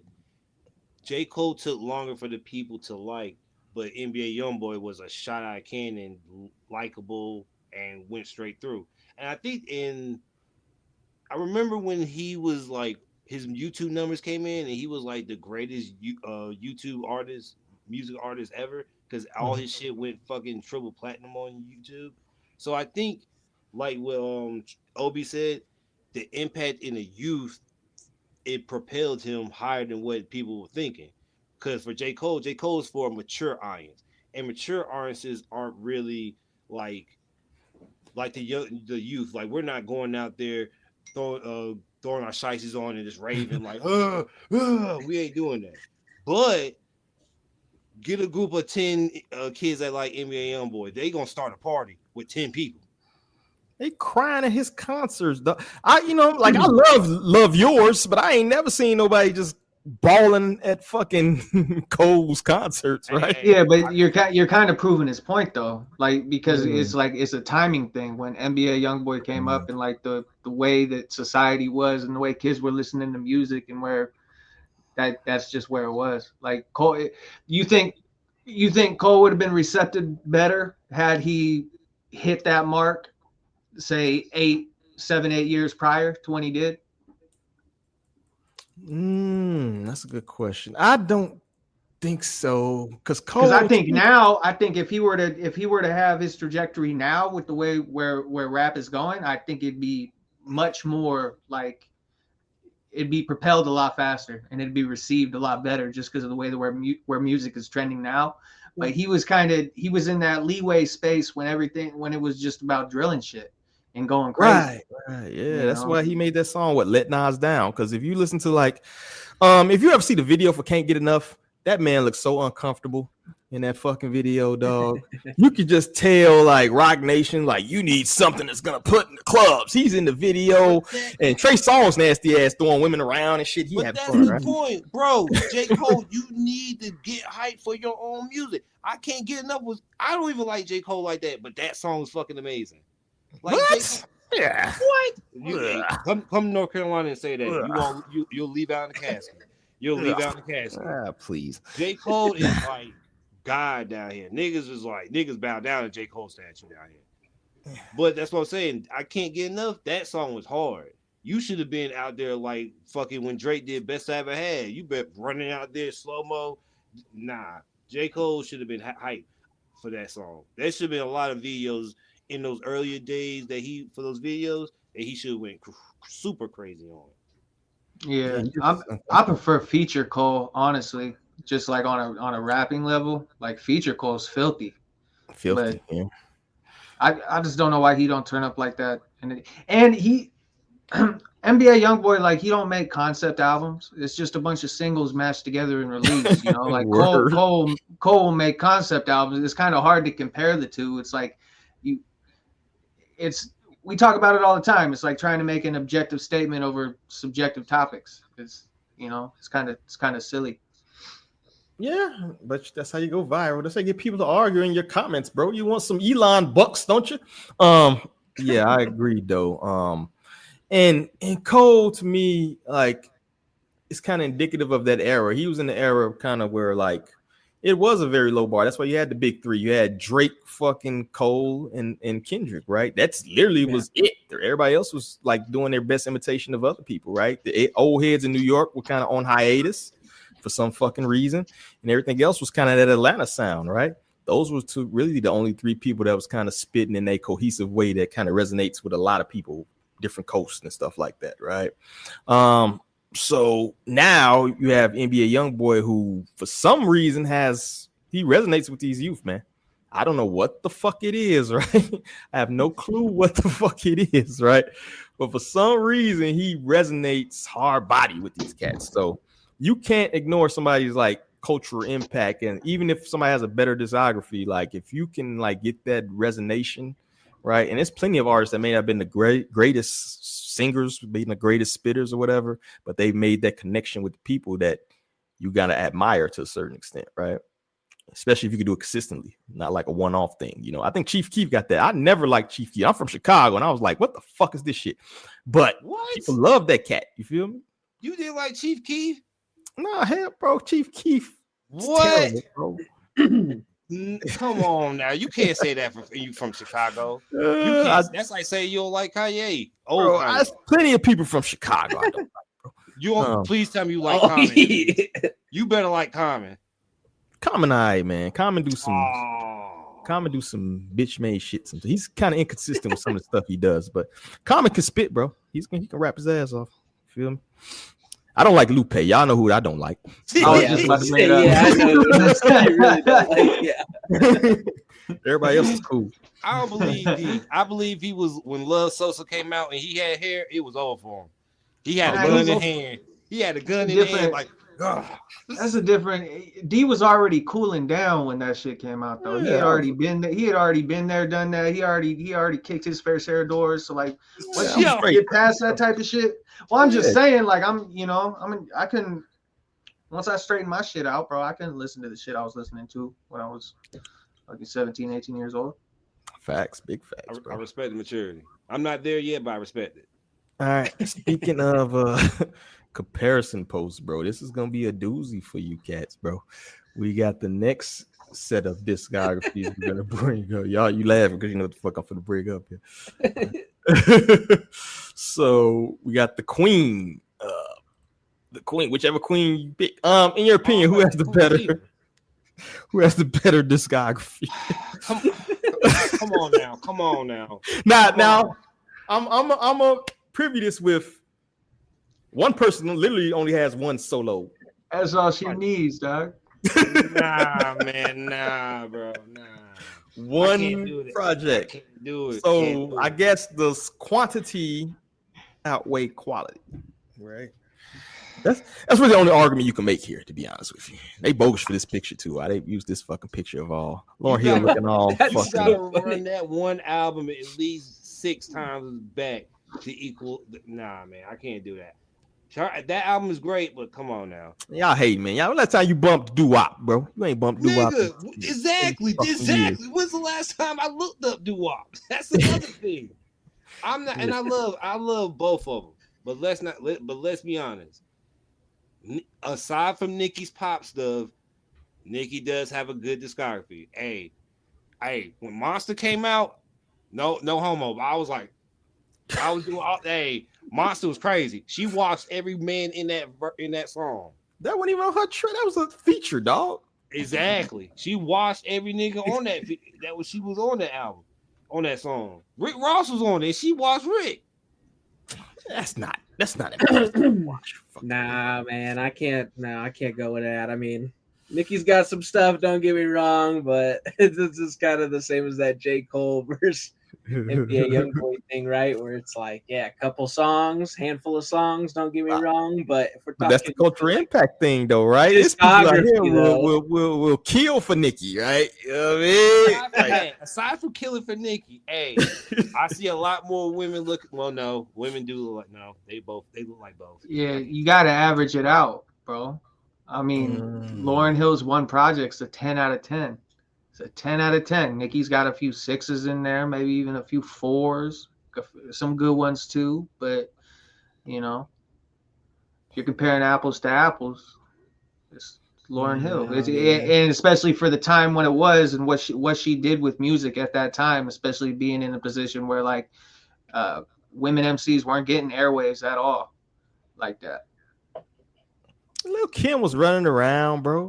Not like that, bro. Roxy was running around, bro. Lil Kim, when she was like did that Squat Down album cover, she was running. Yeah.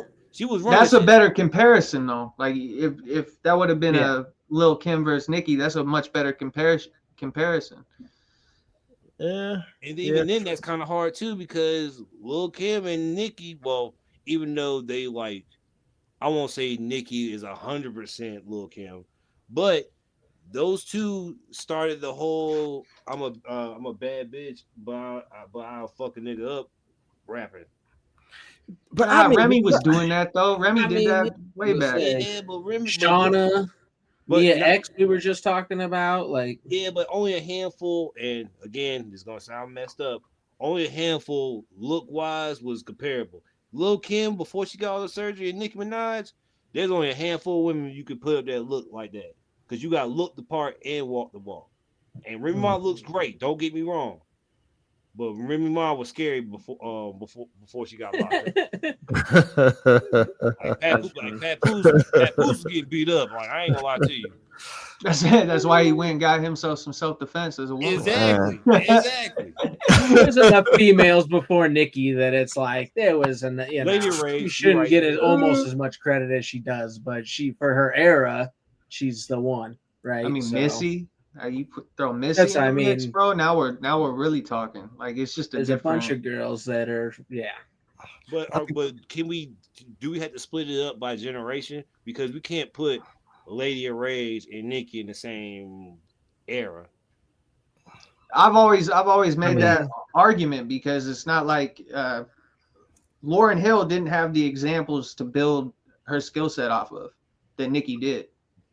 So like you're operating with different tools. That's why I always think it's kind of silly to like compare people from different eras because if Nicki had never been able to listen to the ones prior, do you think she would have developed the way she did?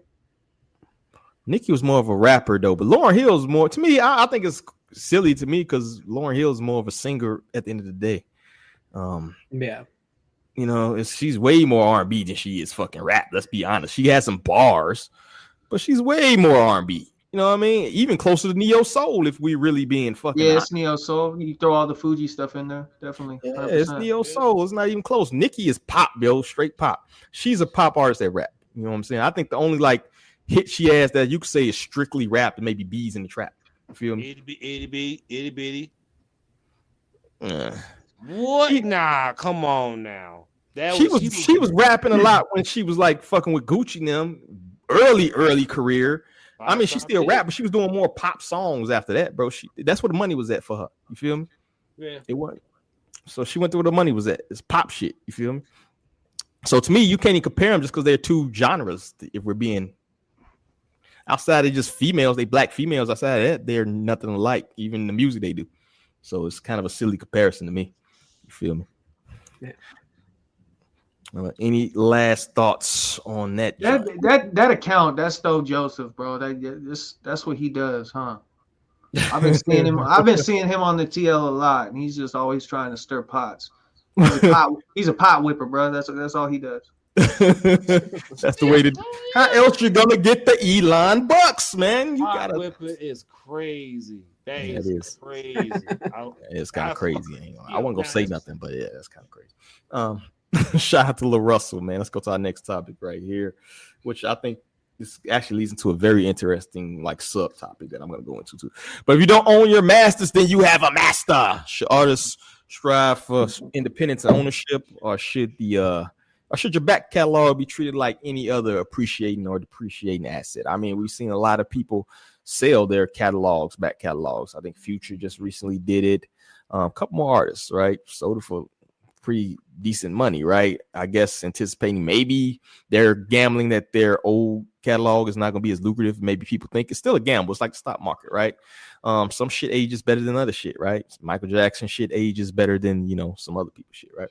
So What do y'all think about this concept of owning your masters, which I think that horse has been beaten to death, resurrected, beaten to death again, as opposed to maybe selling high now on the thought that maybe your catalog won't be worth that much in the back. You feel me? Or even just owning all your shit in general. What do we think about the ownership talk? Is it kind of overstated? Is it kind of starting to get a little, like buy my book, I can teach you how to make $1 million type of shit? What do y'all think about that, man? I think it's more just like an end goal type of thing. It's gonna vary from artist to artist. You could tell LaRussell is like he's an artist. Like this shit's art to him. He's a businessman, to be honest. Businessman too, but you could tell like he values himself at a level where he doesn't think anyone else will value him, and he's got every right to think that way. And if that's how you want to play the game, that's the way you need to play it. Like if you're worried about losing yourself in the mix when it comes to industry splits and all that shit, then that's the play you got to make. So I think there's Cloud had touched on it. I think it was last week or the week prior, and he was saying he's like how many T's do you want to have to cross? Like how much do you want to be responsible for at the end of the day? And if you want to have complete control in the reins, and so everybody knows that like everything I did was me and 100% me, and there was no input whatsoever, that's the way you got to move it. But if you're in it for anything other than the artistry, I could see people going the opposite route, and that's fine too. It's just all depends on what the end goal is for whoever's making the art.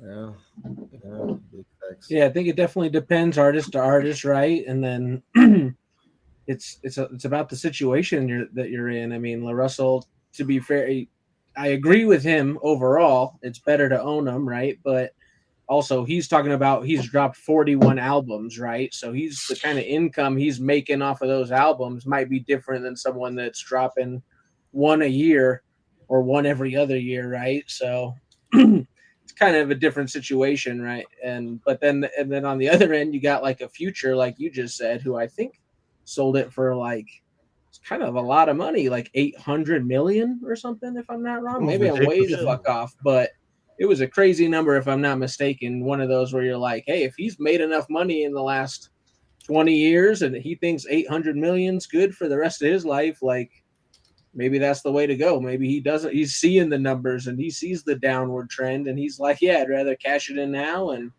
move on, keep making more music, have more masters. Million. Yeah, 65 to 75 million is what they don't have a direct number, but that's a lot of money.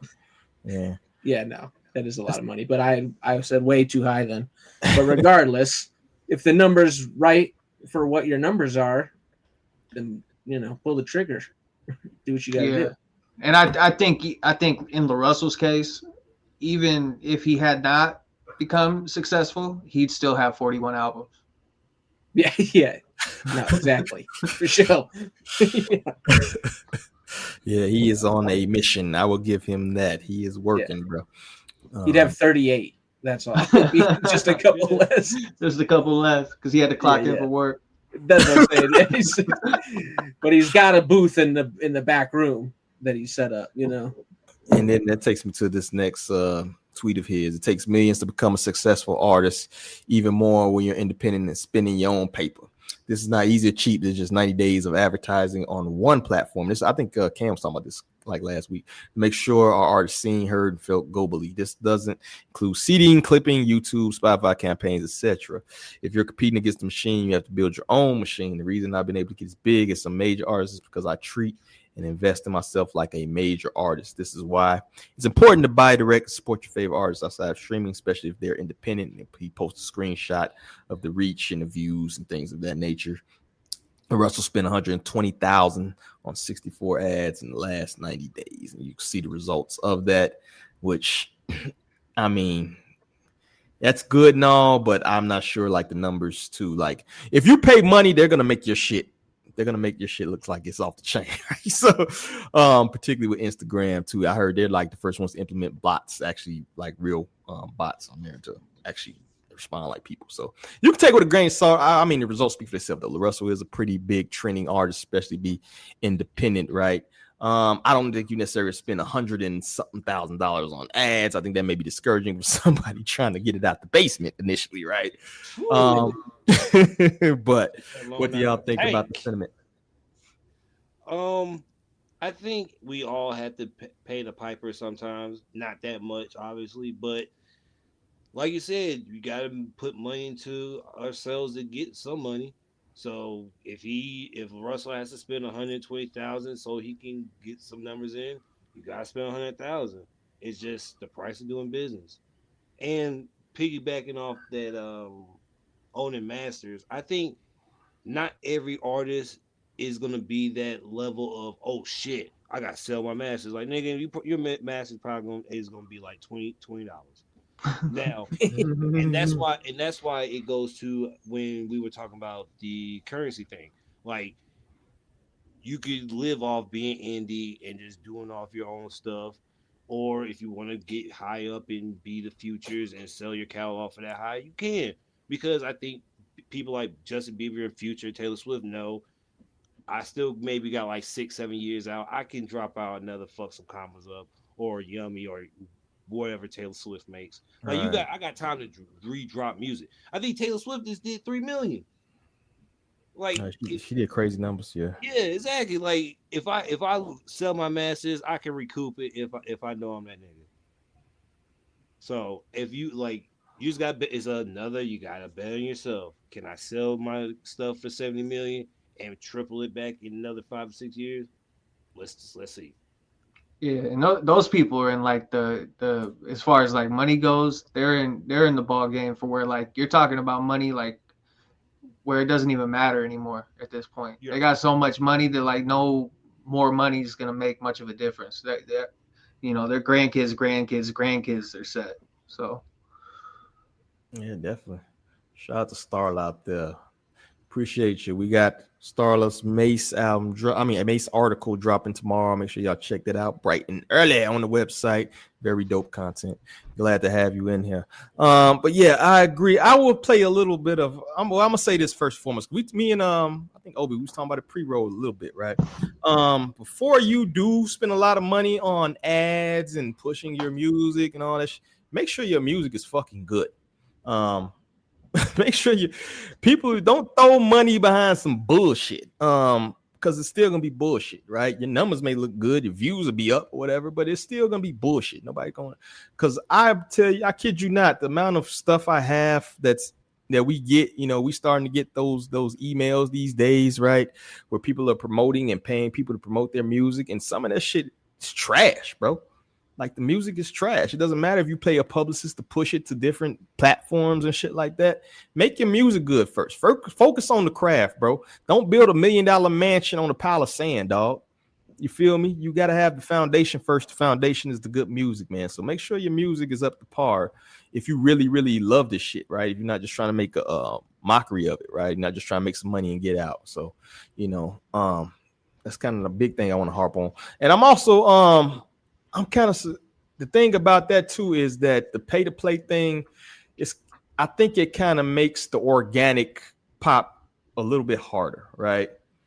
Another thing we talk kind of pre-roll, like if you have two artists, right, who have similar music, one is paying me for ads and one is just hoping this shit go organic, they're gonna push, the algorithm's gonna push the guy who's paying first, right? And then it's gonna be like, at a certain point, it used to be a point where these social media sites were hungry for people to come, right? They wanted cool people, they wanted artists and things to come to their platform because that draw more people. Now, the town square is social media, right? The town square is social media. That's where you got to be to pop now, right? So it kind of, to me, enables that pay to play mindset, right? To me, I think it's almost impossible unless you're grandfathered in or you have a viral moment to pop organically, I think, as an artist. And I think perhaps spending that much money on social media ads kind of encourages that, to be honest with you. You feel me? Just to play devil's advocate a little bit, it kind of hinders the independent dude who's trying to make dope rap out of his mom's basement. You feel me? That ain't got that big budget. Bro, like, Instagram's raking it in off trash rappers paying for ads right now. Only like you'll be scrolling, you'll see something like good video quality and stuff, and it starts. You're like, bro, who the fuck let you loose and told you it was a good idea to pay for promotion on this? And you ain't got a catalog. Like, what happens after this? Like, what do you expect? This one Instagram reel that you paid however much money for? Like, what's the end goal? Like you were saying, making a mockery out of it. It's like, bro, Instagram's just taking people's money, bro. Yeah, that's why one piece of advice I did get, when I reached out to people, building a platform, you talk to successful people, they say make sure if you're going to, put your money behind something, it's something that does have, because you will get an indication that something's dope, right? People will share it, it'll be a little higher than most, maybe it won't hit that next echelon that you did if you maybe, didn't pay it or whatever, but you get indications of something dope, right? Not every post you put is a hit, right? So you will get some shit. You will do a music. We'll do a song that maybe does get that kind of a slight bit of organic. Then you can put money behind it, right? Okay, I can see this is trending a little bit. Let me throw some bread behind this, but just don't throw bread behind everything, particularly if you ain't got it like that. Feel me? Particularly if you ain't got it like that. That's kind of my best piece of advice I can give people. I do agree with the striving for ownership, right? You should always own your shit.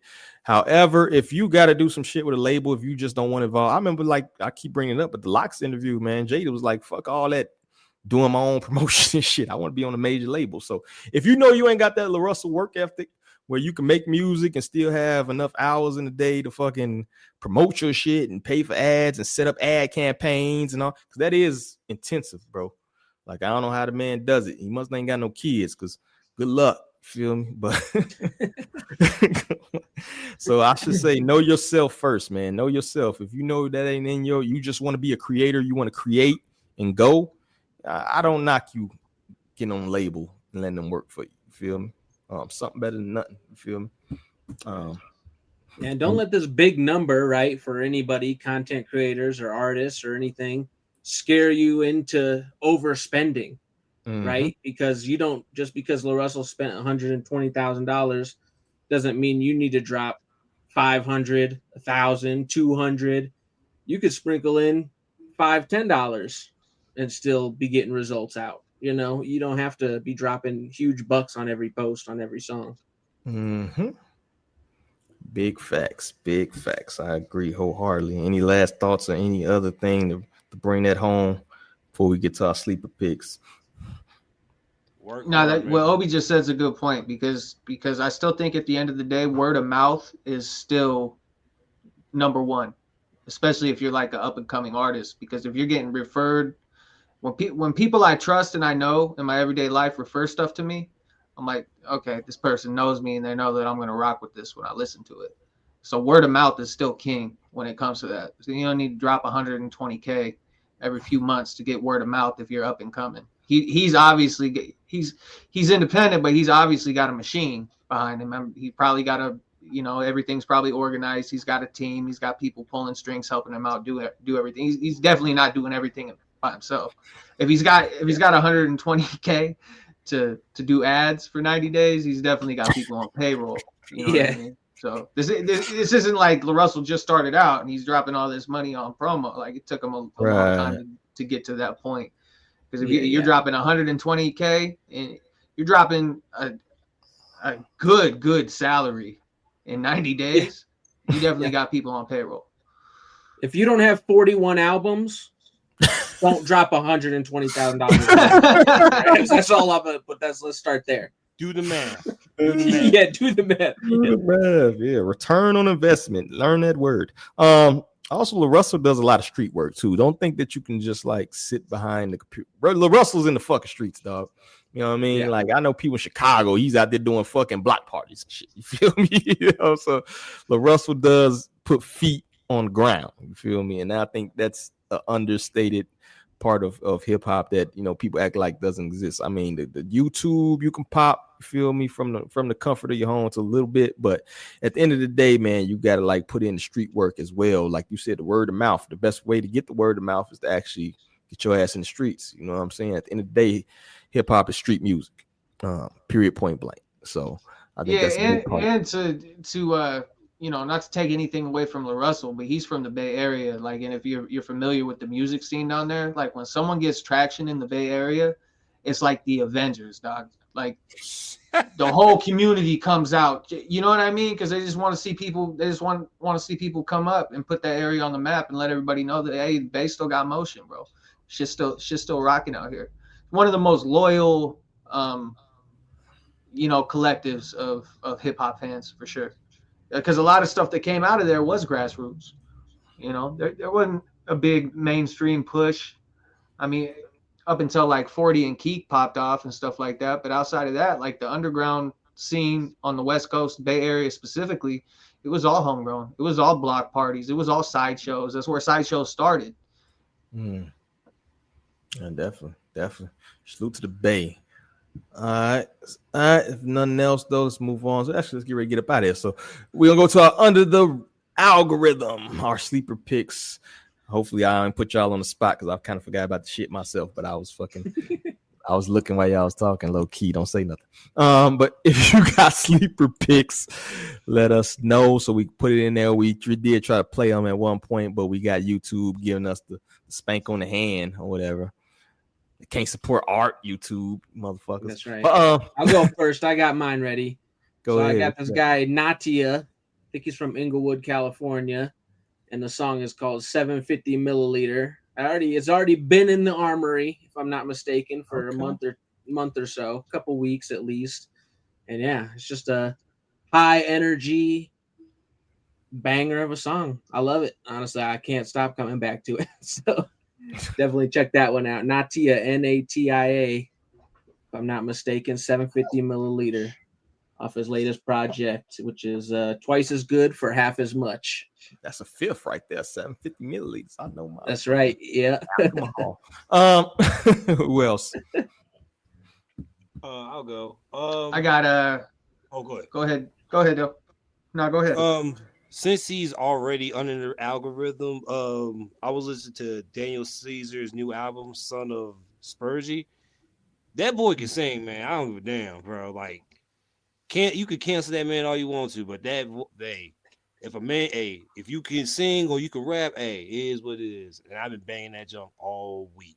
Like, I don't know what to say. Like, I ain't cancel Daniel Caesar because, as long as you make good music, as long as you didn't do nothing too crazy, I'll still listen to it. Like, you were just caping for a thick white girl when everybody in this room has caped for a thick white girl. Everybody in this room has. So why you gotta call us out like that? Nobody said it's nothing. Why you gotta say shit? Ain't like nothing that? wrong with that. We love our queens. We were all young. And we saw that thick white girl and was like, damn, goofy off. Nah, bro. I left white girls in high school where they belong. That's what I'm saying, yeah.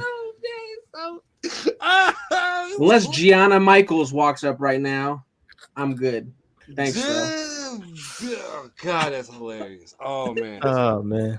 Hey, you know why? You know why white women are so odd? Oh God. Oh. Because they can't even.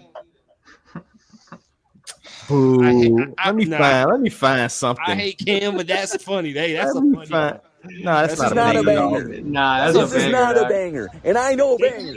It's not a banger. That's a banger. I haven't heard Can't Even in forever. That's the crazy part. I mean, what I got? Did y'all go? Everybody else went already? I think I got Josiah the Gift. He I was listening to. I sent it to Obi. This dude Substance A10, which I was kind of familiar with. I listened to some of his stuff. He did a joint project with this dude Josiah the Gift. He's only got like 8,000 monthly listeners, and then I dove into his stuff. Buddy is sick. Buddy is nice, bro. Like, I don't understand. I mean, he just got to keep putting in the work. But he's got a project he dropped in February of this year called The Happening. You got Willie the Kid on it, Eddie Kane. There's some top-notch pen game. Dude's a hyena for real. Josiah the Gift. Okay. Who I got? Salute to my homeboy, man. He just sent me some music. But salute, I'm supposed to actually interview him. My homie Kenny Earl, man. He was from the B-more area. He moved to South Africa. And he recently he's been dropping on a run of shorts right now, about 2-minute songs. He dropped a bunch of them. One of the favorites I got, Wait for Ravens. Dope. He's in his Alchemist spiritual bag. So if you like that type of shit, check him out. Kenny Earl, 2 L's. You feel me? That's the real life homeboy. You feel me? And a salute to the motherland, moving to the motherland and dropping music over there. So definitely gonna try to get an interview. I think that'll be a super interesting shout out interview. So that's all I got, man. So for the last minute, my good family, I'm gonna give y'all that time so y'all can promote things, even though Plastic P looks like he checked out for a little while. So we'll start with Dale, man. If you're working on anything, bro, let the people know. What you got? Saturday, I'm dropping a video, a discussion video pertaining to is Boruto or Naruto, which one had was stronger in their peak careers, and dropping more reaction videos to animes and stuff coming up too. I think I dropped one last week or like 10 days ago. And you doing reaction videos? Boo! What a not a banger. Hey man, these new anime coming out. Hey, it's gonna be crazy. It's gonna be crazy. Salute to you, my real life nerd friend, man. We love you. Obi, what you working on, dog? Oh man, what am I working on? Nothing. You know what? I've been all over the place. I've been all over the damn place. I'm trying to get to Friday. I got a Freddie Gibbs Earl sweatshirt, Denzel Curry show on Friday. I'm trying to get to that. A bunch of other crap is ending. Where the end of the month. Where is this at? That's at Red Rocks, man. You should come out, Colorado. Come to Red Rocks. Yeah, I gotta go. My niece's birthday is Friday. She bring her with you. She might be 5 years. The first 5 minutes is Freddie Gibbs saying bitch. Oh, the kid. That's for the kids. That's all right. Oh, man, that's hilarious. Oh, just God. Working on reviews. Come find me on Instagram. Hey. I'm gonna take a second, say shout out to the crew. Shout out, go find the Culture Decides with Lee. I almost called him by his full name. Clouds. Show tomorrow with Amani Nichelle in New York. Go to that. Shout out to Star and her herbs. Shout out to the whole crew. This is a crazy word in this sentence. Bro. This sentence is crazy. Herbs. He's telling the truth. That's the Obi part. is on fire tonight, bro. Obi is on fire, dog. Shit. And he told the Purple yum, goddamn it. Plastic P. Make him say, what you got, bro? What you working on? Yeah. I'm working on stuff. I've been recording and shit. You know, I got my mic and shit's been set up. I've been doing a little dabbling. I've been writing more. I got Slang, New State of Grace. That review, it's in the drafts. I gotta go tighten it up. It's all written and everything. So I'm trying to be a little bit more active with that because once summer passes, this stuff. I mean, I work through the winter, but it's not as hectic as it is. So I can finally get some of my shit done that I've had on the back burner for a minute. So yeah, we rocking. Other than that, menoforder.com/CashCam for all your holistic men's supplementation workout needs, so you can stay big and strong to protect the people you love. Get you some herbs, Nick. What I've been working on this, man. No sleep, fam. And raising chilling. That's about it, man. Ooh. So we got a lot of articles dropping, a lot of reviews. Make sure y'all check us out. We got Halloween week going on right now, bringing all your favorite spooktacular fucking albums and shit like that. I just did the Chic Luch. Obi I don't know how the fuck he listened to so many albums that he listened to, but he be listening to fucking everything. I think you dropped 3-6 today, the Mystic Styles, which people saying, this song ain't on there, man. Bro, people are so annoying on social media. I'll be so happy when this fucking shit. I was just trying to make a video. Everybody get off. Oh my God. I knew that was gonna happen, but my mom playing tricks on me, better be on that playlist. Oh. But that's it's not a Halloween album. That's just a song. That's yeah. Classic though. It is. It is. But make sure y'all check us out, man. We got an article dropping tomorrow from Starla. Make sure y'all check that out. Actually, probably another one this end of this week. So everybody is working, man. So I appreciate the crew because everybody is putting in work behind the scenes. People don't know it's not an easy thing to build a platform. It's not fucking for the weak of heart. It's a lot of behind the scenes, just tedious work as far as, creating posts, make sure everything runs on a daily basis on top of having a life. So hopefully everybody appreciates the effort everybody puts in. I know I appreciate the effort that everybody puts in, just doing this for the love of the game, the love of the culture. And that's why I say this is my family here, because y'all are some dope individuals that do dope shit. And I'm very honored y'all fuck with me and this vision that we got here, right? But outside of that, man, thanks everybody that came through. Thank everybody in the comment section. Starla out there working on the Ghetto Boys. She's reading minds. She's a mind reader. Starla out there. Salute to the whole crew. Salute to everybody watching. 43 people, man. Y'all better be. When I wake up in the morning, them replays better be off the motherfucking chain, dog. But we appreciate y'all for rocking with us regardless. 43 people, bro. What the fuck are y'all doing on a Wednesday night, bro? It's not even football ain't on. What is y'all watching? Ain't no football on. Yeah, man. Like I said, them replays better be nice, dog. Them replays better be nice. But we appreciate the 43 who rocked with us to the end. Y'all are dope as hell, man. Matter of fact, y'all take y'all ho. But outside of that, man, that's all I got. I appreciate everybody. I appreciate y'all. I appreciate my crew. Let's get up out of here, bro. So on behalf of everybody, I gotta say, peace. Yeah.